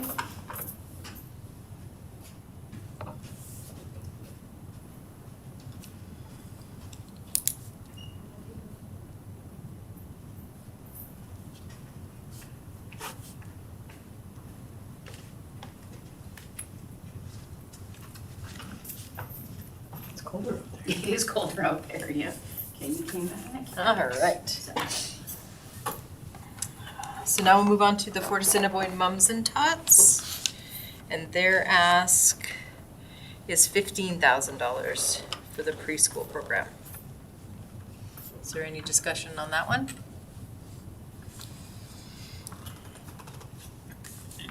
I just want to reiterate that it's my understanding that in the past, they had asked for 15,000 in FCSS funding, but the county also contributed 30,000 to the rent at the school, and that 30,000 went to the Pembina Hills School Division.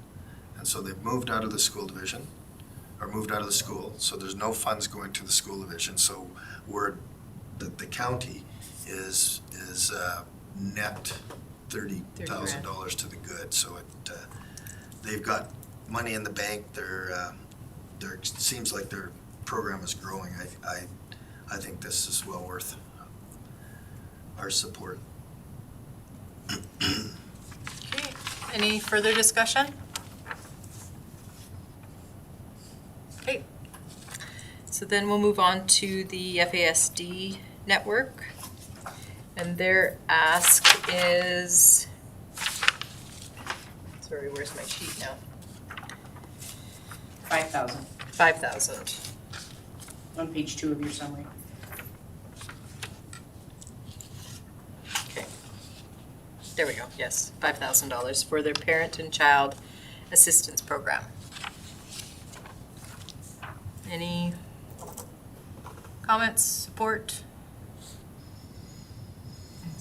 Go ahead. Is this something that you guys generally give to them every year? We've given in the past, last year we didn't, they didn't apply. 2-3 years I can say previously we have this, and it's about the same amount. They've noticed that they've had an increase in the amount of users, obviously. I think COVID shut them down last year, which is another reason. I can't answer why, but we have supported this program in the past. We have our Barhead, our Fort Assiniboine area people that utilize that, so. I actually thought 5 people was low for the program, like if That's just, yeah. Woodlands, yeah. Yeah, but it's pretty. And just, Arlene had asked about marketing. Arlene, just so you're aware, the interagency down here in Whitecourt, they have mentioned it as well. And the McLeod Primary Care Network, that's the one that we have that operates out of here.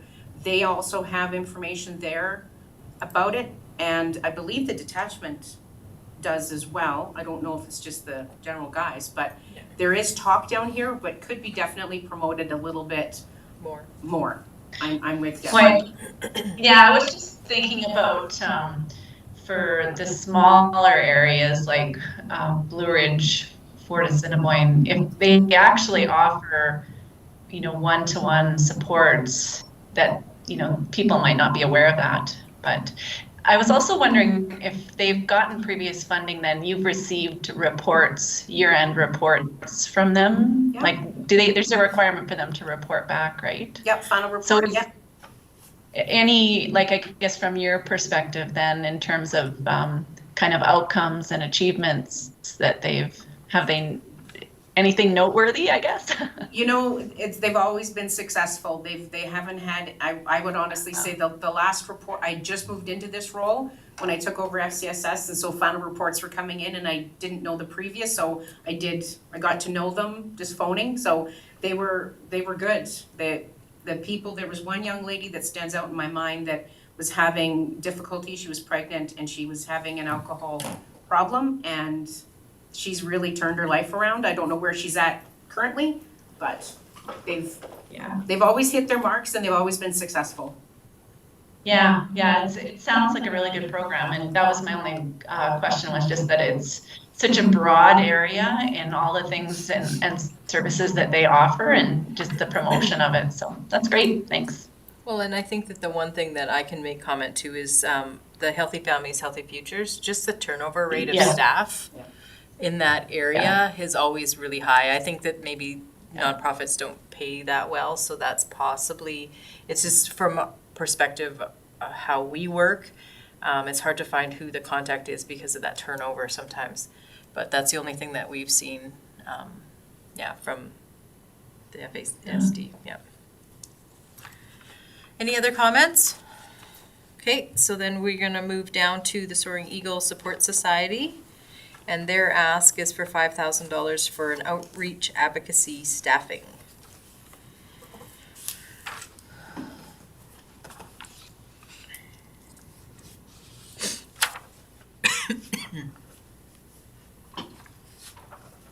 No comments? Well, Go ahead. I don't have any problem with it. I mean, I honestly, I think this crunch is coming. I think we're gonna see some serious issues in the next little while. And, you know, it's gonna be a choice between, paying your heat bill and insuring your car because you can't afford the gas for it at the rate we're going. And, I mean, I just put a half a tank in, and it was over $100 for crying out loud. So it's, I think this is gonna be something that if you don't have supports like this in place, it's gonna be a disaster. So you're better to support it and get out in front of it than you are to react to it and have it be a problem that you're trying to solve after. Yep, I agree. Okay, oh, go ahead, Alan. Yeah, and sorry, I should have asked this question of Sheila. I'm just puzzling over this, this budget on, it's on page 85 of 105. So we got grants and fundraising of 45K and then program staffing of 50. And there's just no detail in there. No. So- Jean, would you mind? Go ahead. From what I gather with their financial statements, that basically, this was from last year, obviously, but they have their grant breakdown where they got all their money on page 6 of their financial, well, actually it starts on page 5. So they had a whole, like the community initiatives, sorry, popular. So they had some money, all these grants, but they deferred the revenue. That's why it's in number 5. So they deferred it to bring it forward. But there aren't details on what they exactly spent their wages. It was just salaries and wages. Yeah. So from what I gather when I asked Sheila about it is that 5,000 is for the one staff that they have, because she said they had 9. So that's the shortfall that they have. But they didn't get their FCS. They have in our budget, the FCSS White Court, they didn't get that. So they're actually gonna have more of a deficit, but I think they're gonna be okay. But this is like that one position. They were banking on getting 45,000, but they pay 50. So, because they have to, the money, like as we talked earlier, the FCSS money can't go to certain things, like it can't go to rent, it can't go to upgrades in the building, it can't go to that stuff, but it can go to programming, and that's where they saw the shortfall, but there was no details. Yeah, and it, again, you know, I agree with John that with the pressures from inflation, you know, I want to be a glasses half full person, but I think the reality is that people are going to struggle. I do think that it's something to take note of that within their $367,000 of expenses, 245 of that is salaries and wages. You know, they're renting a place, the rent's $22,000, and their salaries are 10 times that. I don't understand their operation. The good news stories that they provided, and you know, everybody has some experience with this program. It's a great program. I'm in support of it, but I'd like to understand their balance sheet a little bit better. Okay. I can add some to that if you guys want. They had asked me to be part of their board of directors, and just because of time constraints, I couldn't join the board, although I was really interested in it, but I just knew that I couldn't put the time in that they needed for a board of directors member. So I did check their balance. I did have a little bit more of a better breakdown of the budget and what the costs are going for. And yeah, they do have high salaries for sure. It's something that they have just recently expanded on. They went from having a volunteer nurse to having an actual certified nurse on staff, and that's for situations with their residents who have needed very specific drug and alcohol based help. So that they've got now a full-time nurse on staff, and they've had to increase obviously their wages to associate with that. And I mean, they do have 9 staff members, so I don't know what it was there. You said 2. Nope. Then, sorry, I don't know if I cut off there, but to cover those 9 staff members, they're running on a pretty lean payroll for some staff members that are working 12 or 18-hour shifts at a time. So it does look like a lot of money, but it's because they're having people who are getting paid and then also volunteering on top of that their own time just to fill some roles that they actually need, because their residents are a little bit more needful than a typical residence would be in low-income housing. Sure. Yeah, thanks, Jeremy. Okay, is there any more comments for Soaring Eagle?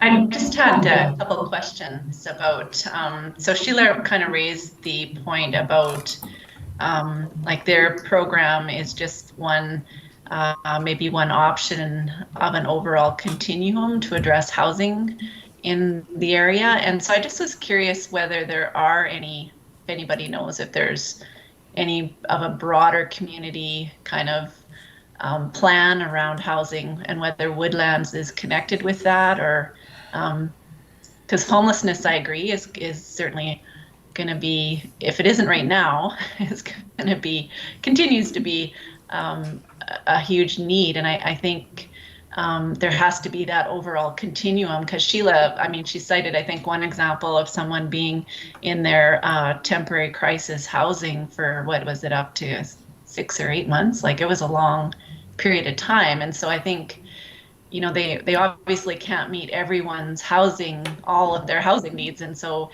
you kind of need to prioritize and figure out where their niche is in an overall continuum, I guess. I was just wondering about that. Because it could, if they don't figure that out, and we as a community don't, then it could jeopardize their whole program by, you know, trying to do everything for everybody. But that was just a concern or question I had. Go ahead, Jeremy. I can talk that, and I can't provide as much insight as I could. I'm on part of Lac St. Anne Foundation Board of Directors too, and they do provide income housing in multiple communities in Woodlands. I wish I could give more scope, as I'm just digging into that board and becoming a bigger part of it, so I can't talk off the cuff about it quite as much, but they do provide low-income housing, especially for seniors in our communities. So there is that, but it also, they would love to provide more. It's all a funding problem. So they have strategic planning and a plan moving forward how to provide more and more low-income housing. It's a long-term plan that's really underfunded by the provincial government. Yeah, it's a huge area. Thanks. And I kind of just throwing the question out, not really expecting we'd have an answer tonight, but it was maybe something they as an organization, if they're obviously already thinking about it, but. Yeah, definitely. It's definitely a complex problem when it comes to, like, I know that our area works with a lot of their same clients on the other realm, and so to speak to, you know, that there's a big gap in those who are looking for housing and those who don't want housing too. So that we have a handful of clients that you have to want to be somewhere too. So there is those that fall between those cracks of actually wanting a place to stay versus wanting to be on the streets. So there is many layers to that. That's hard to wrap your head around, huh? Yeah. Well, and even to that end, I mean, when you use the term affordable housing, what's that number? What is affordable housing these days? Like, I don't honestly, I wouldn't be able to put a per month number on that, Yeah. so. Yeah, it's a tough thing. I grew up, or I benefited from affordable housing in our area growing up, and it's I kept a roof over my head when I was a kid. So I really appreciate all these groups that continue to do stuff like this, because it allows people who are growing up in sometimes tough financial situations to succeed. Okay, so I guess our last one that we're gonna speak to is the Woodlands Art and Music Guild. I can And, answer a few things on that if Okay. you'd like, just because Crystal wasn't able to log in. Okay. This is a really new group. I had never heard about them. I don't know if any of council had heard about this guild. They're up in the fort, actually around in the Goose Lake area. So when I talked to Crystal, they're in the process of being incorporated as a nonprofit group, and they're setting up their bank accounts. They just hadn't heard back by the time that they needed to apply. So what they're looking for is they want to, when you read the application, they really want to decrease some isolation that they're seeing in their community. People are gathering and they're not, or they weren't gathering, so they're trying to get them together to do these kind of skills-based and share their love of art. So that's what they were applying for today, was just to buy a few items. In the grant, I attached, she sent some web links, but the STEAM kits that they want to get for some of the kids. So they're having families. She said, they've had a few people. It's all been out of their own pocket. They've had volunteers. They don't have any staff, but they'd like to bring a professional in to do some workshops and get this going. I did mention to her that we have our arts and culture grant, which is coming up. The deadline is the 25th. So that is another option. However, it's FCSS, their program, that what they're looking at fits into the mold. It's a preventative program to prevent people from feeling isolated and not connected to their community.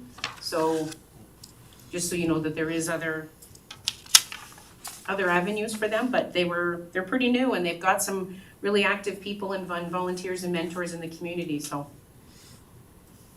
Where are they gonna set up shop? I wish I could answer that exactly. I know that they've met, at first, one of their first things was in somebody's house, and I think they've met at the hall, but don't quote me on that. At Goose Lake? Yes.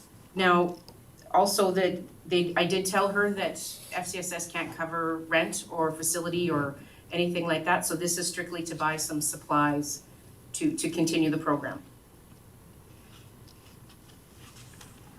I wish I could answer more for you guys, I'm sorry, but that's what I gathered from her just from our conversation. I think I'm just looking at the proposal, and it said that they've used the Ag Society building. That's why I had it in my head it was out of the Fort Rec Center. Yeah, they're but moving, maybe that's not right. they've moved to a bigger space from what I understand, but they don't really have a permanent home just yet, because the Fort's Mums and Tots went into the rec area there at the Fort Arena and some other places, so I don't think they have a permanent home yet, but I'm not the person, sorry, to really answer that question. But Sure.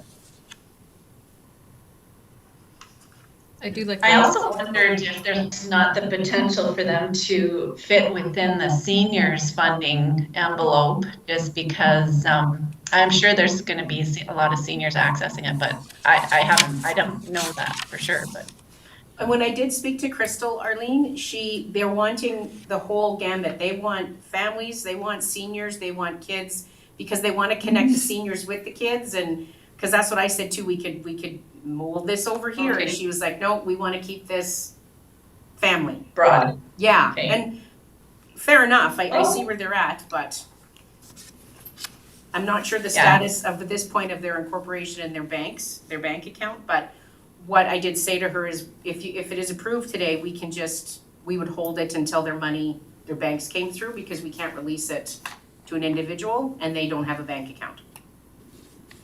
So. Thank you. Okay, any other, I just wanted to make a comment that they actually are buying local, which is a nice little touch, so. been in the community, which is nice. Okay, so now we're gonna go through and we're gonna make motions for each one then? Is that how you wanna do it, or are we just gonna? I was just gonna ask, these motions then, these are to recommend them to council or to actually do the approval? No, this committee has the approval to award? to award the money, yeah. So you make your approval.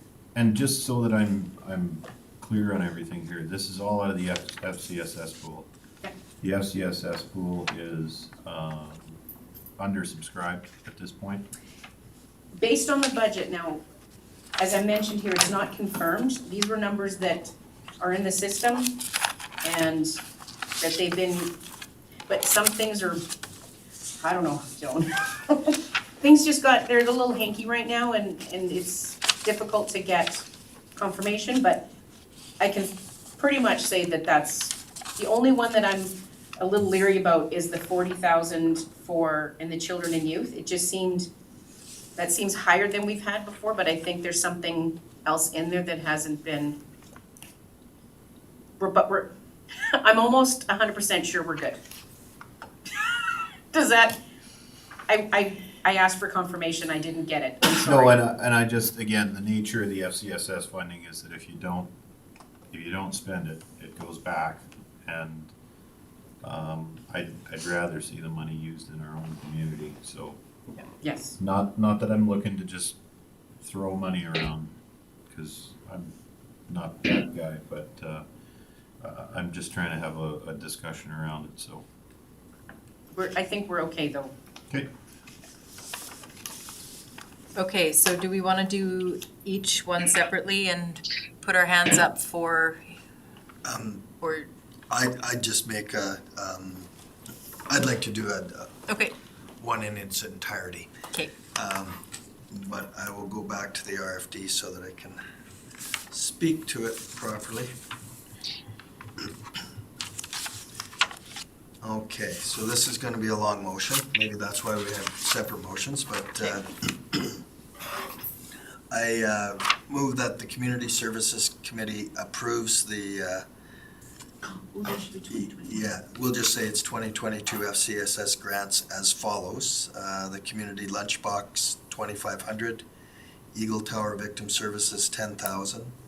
Fort Assiniboine Moms and Tots, 15,000. Northwest Central Alberta FASD Services Network Society, 5,000. Soaring Eagle Support Society, 5,000. And the Woodlands Arts and Music Guild, 8,150. Blue Ridge Community League. And the Blue Ridge Community League, 2,500. Thank you. Okay. Do I have to not vote on this one then, because I'm included in it? Yes. Okay, Tina. so there's a motion on the floor, all in favor? Okay. Tracy? Tracy? Yeah, I'm in favor. Okay. Make a note that not voted. Okay. Phew, good one, guys. Thank you. Now we're gonna move to 6.2, the Community Service Project Update, and that is the lovely Heather. Okay, I know we're getting late here, 7:35. I haven't really done this previously, this little update, but I felt that we got enough stuff going on and we've got a whole bunch of things that I just wanted to update you, so if there's any things that stand out, we can go over it, but the seniors transportation grants, those don't come to you guys, it's just, we budget for that. If they're eligible, they're eligible. We just process those. We had 120 grants and 104 the first round. So the only stat I don't have for you is some people had a little bit in the first round and some in the next round, but most people maxed out. But it's consistent. We haven't noticed a drop really in those. I don't know if you remember a few meetings ago, Cheryl Troll, I can never say her name. Yes, thank you. Came to us and you directed us to meet. Cheryl and I have met a couple times. We have I think we're on a good roll. I'm gonna be bringing it back. I can't really say if it'll be April or May, but just a to tweak our existing bursary application to include hearing impaired or disability equipment. So it would be like a second layer. Cheryl's working on some equipment numbers for me, and we're gonna meet again. She's taking a nonprofit course herself, and she's pumped. She's really getting involved in the community, so we're hoping to have a little bit more meat for you guys at either in, like I said, in April or May. And then what will happen with that is you guys we'll update the policy, we're gonna show you the new application, and then you will recommend that to go up to council. Our scope of work at our committee is not policy, but you can definitely recommend the policy to go up the chain. I met with the Whitecourt Indigenous Friends Society with Chair Fay and Executive Director Nicole, and we talked about different opportunities and grants for them. They're gonna apply for our Arts and Culture grant for Truth and Reconciliation Day, so that's the grant that will be coming up next month. They were having their strategic planning session I haven't heard of the outcome, I haven't met with them since then, but they were excited, and I know that Nicole posted about how successful it was on their Facebook page. So once they know where they wanna go, then they wanna meet again just to talk about strategic, like where they can go, and I believe they'll be presenting their ask if they, I shouldn't say if, I know Nicole's putting in the grant, I just haven't received it yet. March 25th is the deadline, so if we end up, they will be presenting next month. They also just want to present to council as well, so they mentioned that, they just weren't sure where they were going forward, but they're pretty pumped, pretty active group. I also talked about the Whitecourt Children's Festival in a bit, and I just found out today, as I give you an update, that the Indigenous Friends group will be doing a craft and being a part of that, so that's fabulous. The community group operating grant, we've received all of the ones for each of our community groups. Again, this is another one that doesn't come to you for approval, we have the policy, but for council, our new council members, I know that this came up at one of your meetings about how our operating grant works. So I'm thinking, I don't know if, John, you remember when we changed this policy with the old council, and we changed the amounts, do you remember any of that? If you don't, it's okay. Vaguely. Vaguely, okay. So just so you guys know, a few years ago, we changed it. It was actually right before COVID hit. I think council approved it February and March, the entire world shut down. So we just kind of changed, we cut back a little bit of what we covered. We used to pay 90% of their utilities. And now council, with the changes they made in their own financial situation, was a 15% reduction on other things. So we cut from 90 to 75. But we also cut what we give them on a maintenance level. So before we were quite free with the money, if that makes sense. And now we're saying, okay, we have max amounts. So this was for budgeting purposes. So if you, for instance, the community hall maintenance budget, if you can demonstrate your receipts and your volunteer hours up to 5,000, you get 5,000. We don't pay, we used to, some of them were more than that because they were investing in their halls, but now we have a max amount. So in the budget never changes now. But they can get less, if that makes any sense. So we have max amounts for each of their amenities, for instance, 3,500 for an outdoor arena. An indoor arena is a little bit different. I can send you the policy again and we can go over it, just so you know, because what happened is we've had a couple groups due to COVID because it hit, and so this wasn't they didn't have the same revenue streams, they didn't have a lot of those same issues, and so they actually ended up with the grant, the way that it worked, they didn't get any money. So we came back to council and said, okay, this is where we're at. They get nothing, so the minimal amount was $5,000. We cut a check to those two groups so that they at least had some income. But we'd like to review the policy, but we would have liked to review it when it's been a normal year. But I don't know if, we're not gonna get to that for a while, so we'll see where this goes. This is year 2. The groups so far are okay, but we might hit the same snag. It was Anselmo and Whitecourt Ag Society that both ended up with But anyway, that's kind of how that goes, so I'm working with the groups. But like I said, we may need to evaluate that and just see where that policy's at, how we can change it, but it was a direction from council to reduce funding. And we never cut anybody off, but we definitely reduced what we used to give. I attended the White Court Children's Festival, so just for everybody's record, we're not saying we're giving anything at this point. They're not listing us in their budget. I don't know where arbitration's gonna go when it comes to certain events, but I'm at the table, and, which is a good thing. And they're looking at putting it on May 28th and 29th. I included the poster that they're having the save the date. We had a meeting today at noon, and we've got a headliner. I think we're booking, it's something Dome. They do, you guys remember, I don't know if you watch AGT, but they do the little virtual lights, and it's dark, but they're performing in lights. Does that make any sense? I can't speak. I need a coffee. Like the Blacklight Theater people? Yeah, kind of like that. And so I can send out the name for it anyway. So we're still in budget. We've got another couple performers, and it's looking really good. But the only thing is when their budget, they don't list us because we don't know.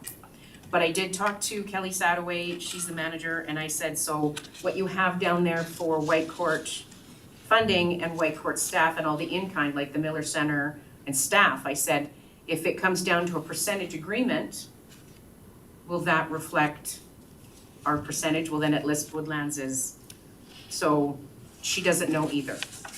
I said, okay, I'm just curious, so I can't tell you if we're gonna be contributing to that or not, but at this point, whether we do or not, at least we're at the table, and I will be helping out and attending, so.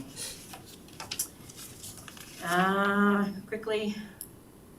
Oh yes, there's a new lady that moved to Fort Assiniboine that wants to do fitness classes. Just so you guys know, we're gonna be working to do a few of those. She's pumped, she's excited, and she's got the support of the community, which is great. The low income tax program is running again this year, but the only change is I don't know if our White Court people can go to White Court. So I had confirmation that our Goose Lake and Fort people can go to the Barhead FCSS for free tax. And Selmo and Blue Ridge can go to Mayerthorpe, but electoral districts 2, 3, and 4, I have no answer for you. And so I've just kind of told the front staff that call the town, because the town said they don't know if our staff or our residents can participate in that program through FCSS. So I wish I had other information on that, but, oh, and Dorothy Mack from up in the fort asked me to come talk about, do a lunch and learn with the seniors up there and just talk about the county, and I said there's only certain things that I can actually speak to, but I'll do my best, so just so you guys know, and then I'm gonna go up there. FCSS update, like I said, in 2020, that, just so you guys are aware, we didn't release any funding to White Court because that's when our arbitration started. And we typically were giving them 100 and some thousand, so we actually showed a surplus of $84,236.93, which the province isn't a fan of. But we don't have to actually pay that back. What they said is show us a plan for that money that's used before the end of 2022. So we've applied, or we've submitted our plan, which includes a needs assessment for senior and youth isolation in our community and upping our senior events. So it's not in there, that's just because it's not approved yet, so I don't know if we're gonna do it. But if they don't approve that, we're pretty sure we've got a place that we can spend that $84,000. But we did pay that money to the town in 2021, so 2022 will be interesting because the arbitration will work out. So the main goal is to not have any money left. Or we're gonna, this is the end of our third 3-year agreement with FCSS Alberta. So we're hoping that we explain to them that it's arbitration, this is what's going on, and we're hoping it doesn't affect our future funding, but I can't say if it's going to or not. So they just told us to use up the money. Reeve Burrows, you brought up that tax freeze when we had our little strategic planning session, and we said we'd bring some stuff back. So it was attached in your in your package here, what Joan found out. Can I toss it over to you, Joan? Sure. Yeah, here, I thought I was creative and Nope. everybody else is doing it. So yeah, as indicated, the seniors property tax deferral program is an Alberta-based program.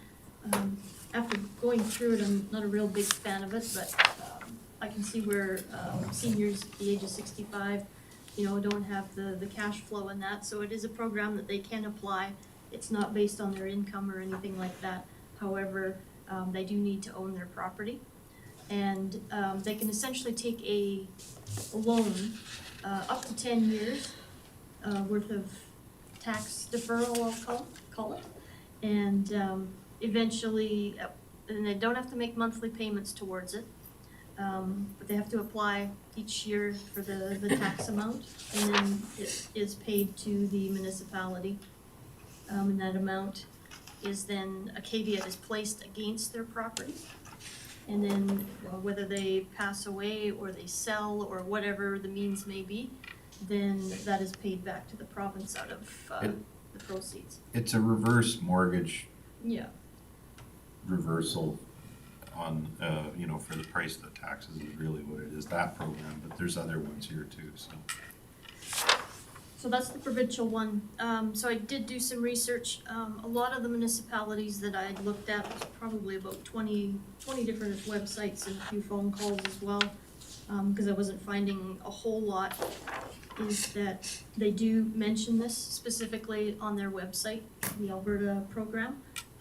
Found that we do not, so I'll suggest that to our taxation department, and probably Nikita to get a link placed onto our website so that people are aware that it is a program that's available to them.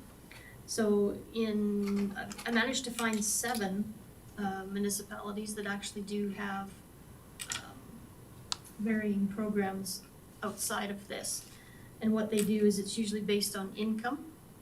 So, and it's usually under the 46,745, which I'm assuming was the maximum that two individuals in a home would make for income in 1 year.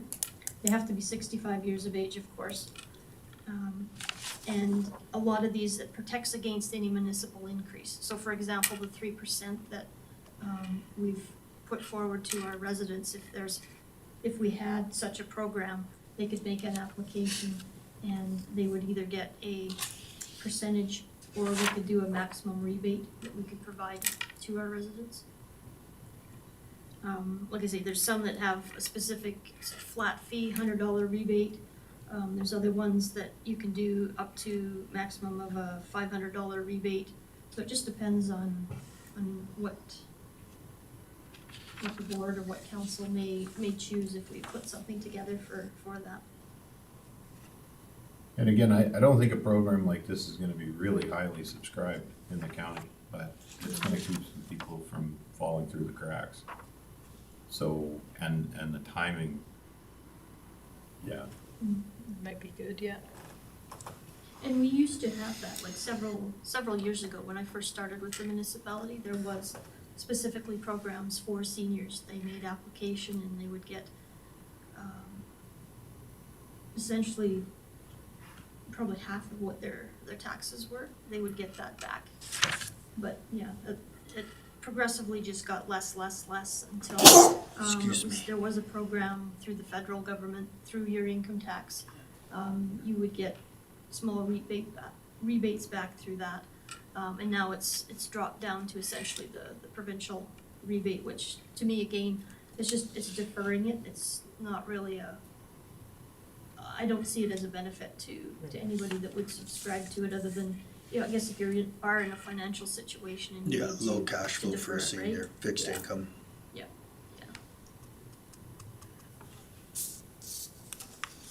So do we need a recommendation then to bring that up to council? Does this board need a recommendation to send that to council to have consideration on? Yes. It's not gonna be a program that gets implemented until the next budget, but there's a lot of moving parts, so. Mhm. Go ahead.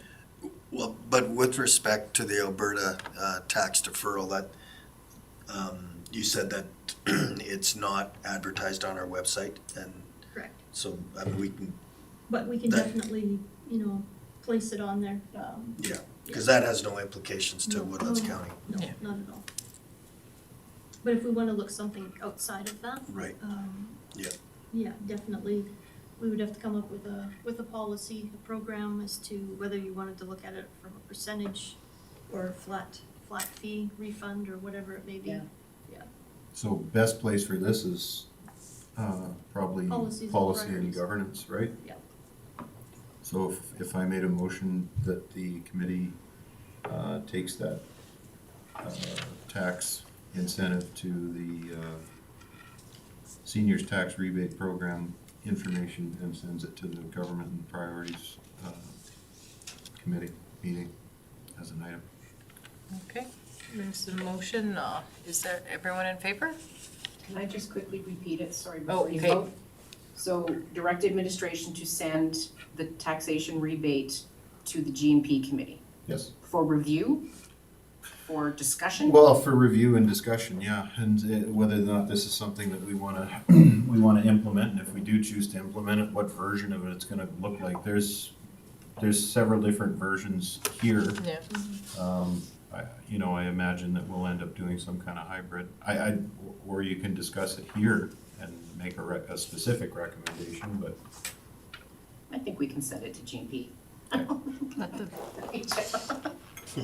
again, I think it's one of those things that's needed in the community, and that's what we're here for, is to respond to the needs of the community, so. Okay, sorry. Motion on the floor, is all in favor? Tracy? Yep, I'm in favor. Okay. It's carried. Last little thing is a couple miscellaneous meetings just to inform you. Joan and I and Peter, Councillor Kuchen, and Devin, Councillor Williams, met with Pembina School Division for a stakeholder meeting. We just basically talked about working with them, the school division. They don't have any plans to close the Fort School, which was great.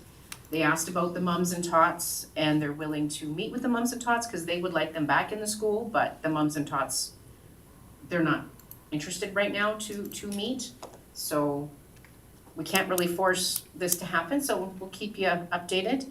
And then Joan and I met with our EDO, Bert Roach. He had someone on the committee, and you might speak to this if you want, Al, Councillor Dean, about it. Al works. Yeah, Al works. But that they were looking at the $10 a day subsidy coming forward and how they can help and with the mums and tots and some other things. So, I mentioned to Bert that FCSS funds is not available for daycare. It is for the nursery point of the mums and tots, like the actual teaching and the skill development and the social skills and such, but daycare is not eligible for FCSS. So, and because if they're gonna operate like that in other daycares in our municipality, that's a private business. It's not something that we should subsidize through community services. I said we could definitely get the word out through our organizations that this subsidy is available, but it's not something community services wise anyway. Joan and I said that this is an avenue for this $10 subsidy. That's an economic development. Yeah, just in speaking of that, I think this body would, or specifically you and Bert, would just help connect the dots, because if a business, they have to be certified in order to qualify for that $10 a day subsidy, but if they were certified, it's that's a service to the community for sure, and it's a business opportunity. That was about it, other than the Blue Ridge fire, just to let you guys know that the Blue Ridge store burned down in Blue Ridge. And the community, the hamlet has come together. I can't even tell you what they've done for this family. The Lee family is just so moved, just the outpouring of support. So I think that was it. Joan, you wanted to add anything in here? No, I think I'm good with all my notes. Okay. Thank you, Heather. So that, we don't need a motion for that, just as information, Yes. right? Yeah. Okay, so we'll do a round table, and Al, we'll start with you, Councilor. Sure, no, Al's good. Yeah, I don't really have a lot to add. You know, we had a pretty good meeting here. Trying to think of any of the other committees that I'm involved with. Of note perhaps is the Ag Services Board is in conjunction with the Economic Development Committee is developing an ag profile.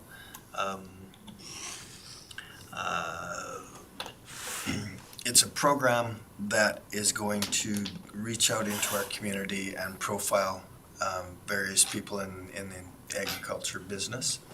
And so that's going to be launched in probably the end of May.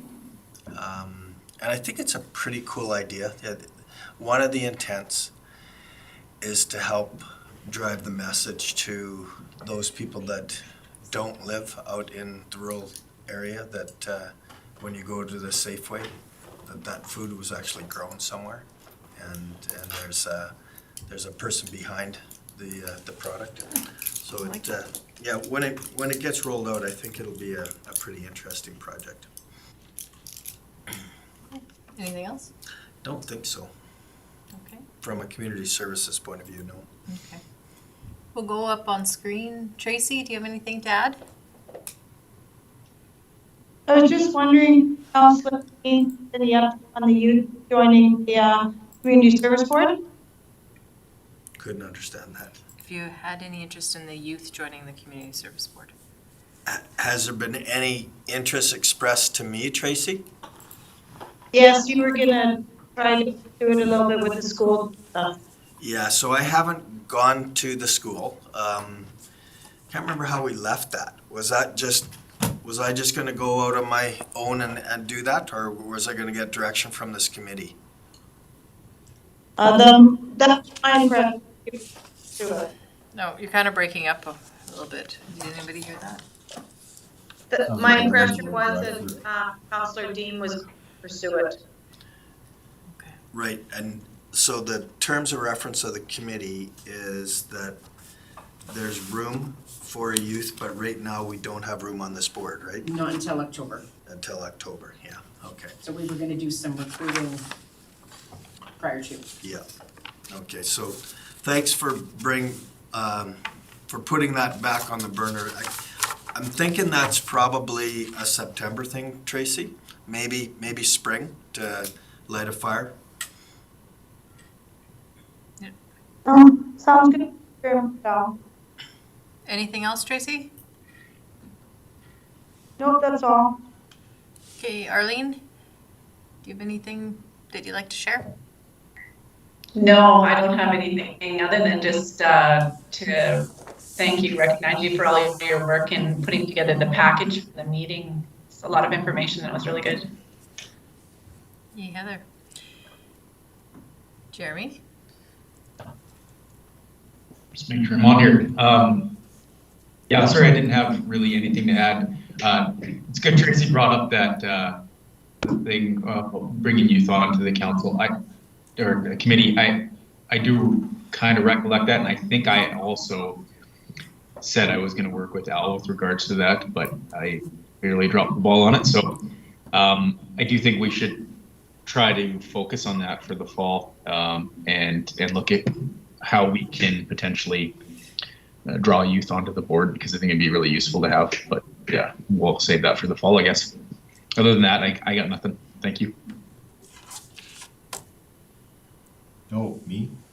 No, just the, the discussion around here. This is actually my first time sitting on this board, although I've been on council for a while. I think the discussions are certainly much more granular at the community level, so it's very interesting for me. And I think Arlene even brought up, kind of a strategy around low-income housing and some of these things that probably need to be worked on between the town and the county, as it's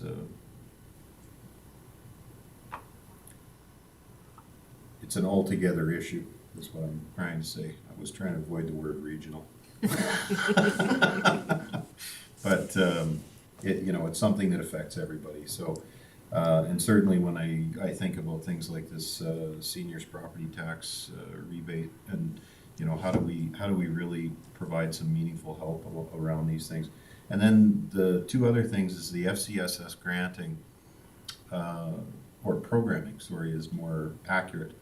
A lot of the reason why we weren't, we were pushing a lot of it towards Whitecourt is because Whitecourt was where some of the programming was, and based on some of the desire that we're seeing for that programming opening up in Fort Assiniboine, in Goose Lake, and you have people now on the ground willing to do these programs, do we want to look at supporting that programming more through Woodlands County directly, so that not everything gets, pushed out. So that's certainly a strategic direction that we want to look at. And that would be about it for me. I got a whole bunch of other stuff rattling around my empty head, but I'll leave it at that. Okay, how about you? You good?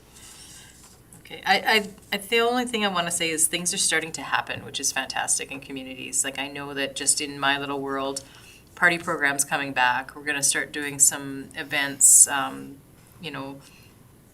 We have a need for that connection now, and I think that we need to make sure that, we're trying to make it accessible for everybody, and been shut down for a long time, so it's nice to see some things that are coming back to communities, and when you see these groups really trying to lift things up again, I'm glad we can support it that way, for sure, so.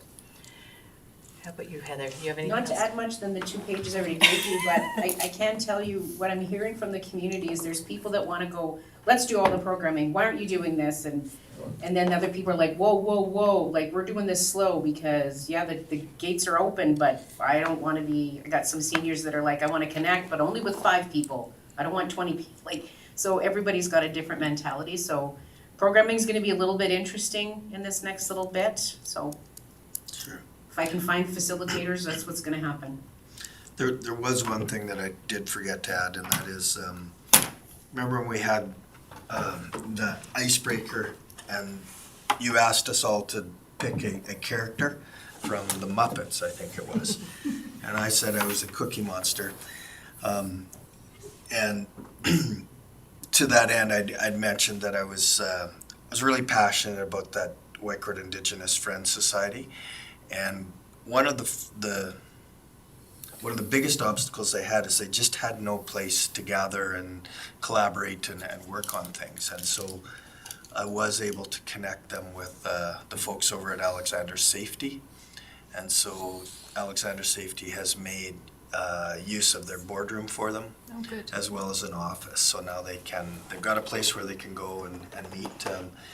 That's not long-term for them because they really would like their own space for a drop-in center, and a place of business doesn't really work for that. But at least they've got a start, and Alexander Safety was happy to collaborate with them or partner with them, and they were ecstatic. So that was a good news story. Yeah. Joan, you got anything? Okay. Well, thanks, everyone. We'll move on to number 8, which is the adjournment. And just an FYI, your next meeting date is April 14th. I did not put it on the agenda.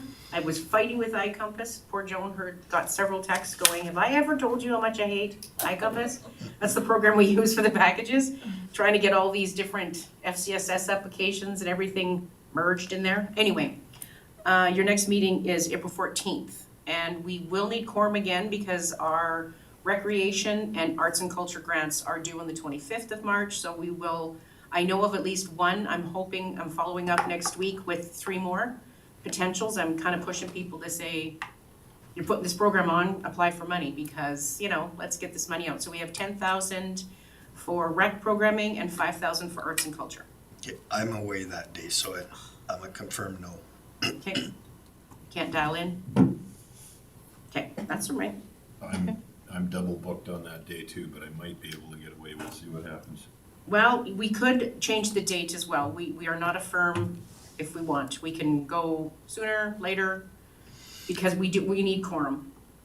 Yeah, I'm just, my wife and I are in Philly, from the 14th to the 22nd.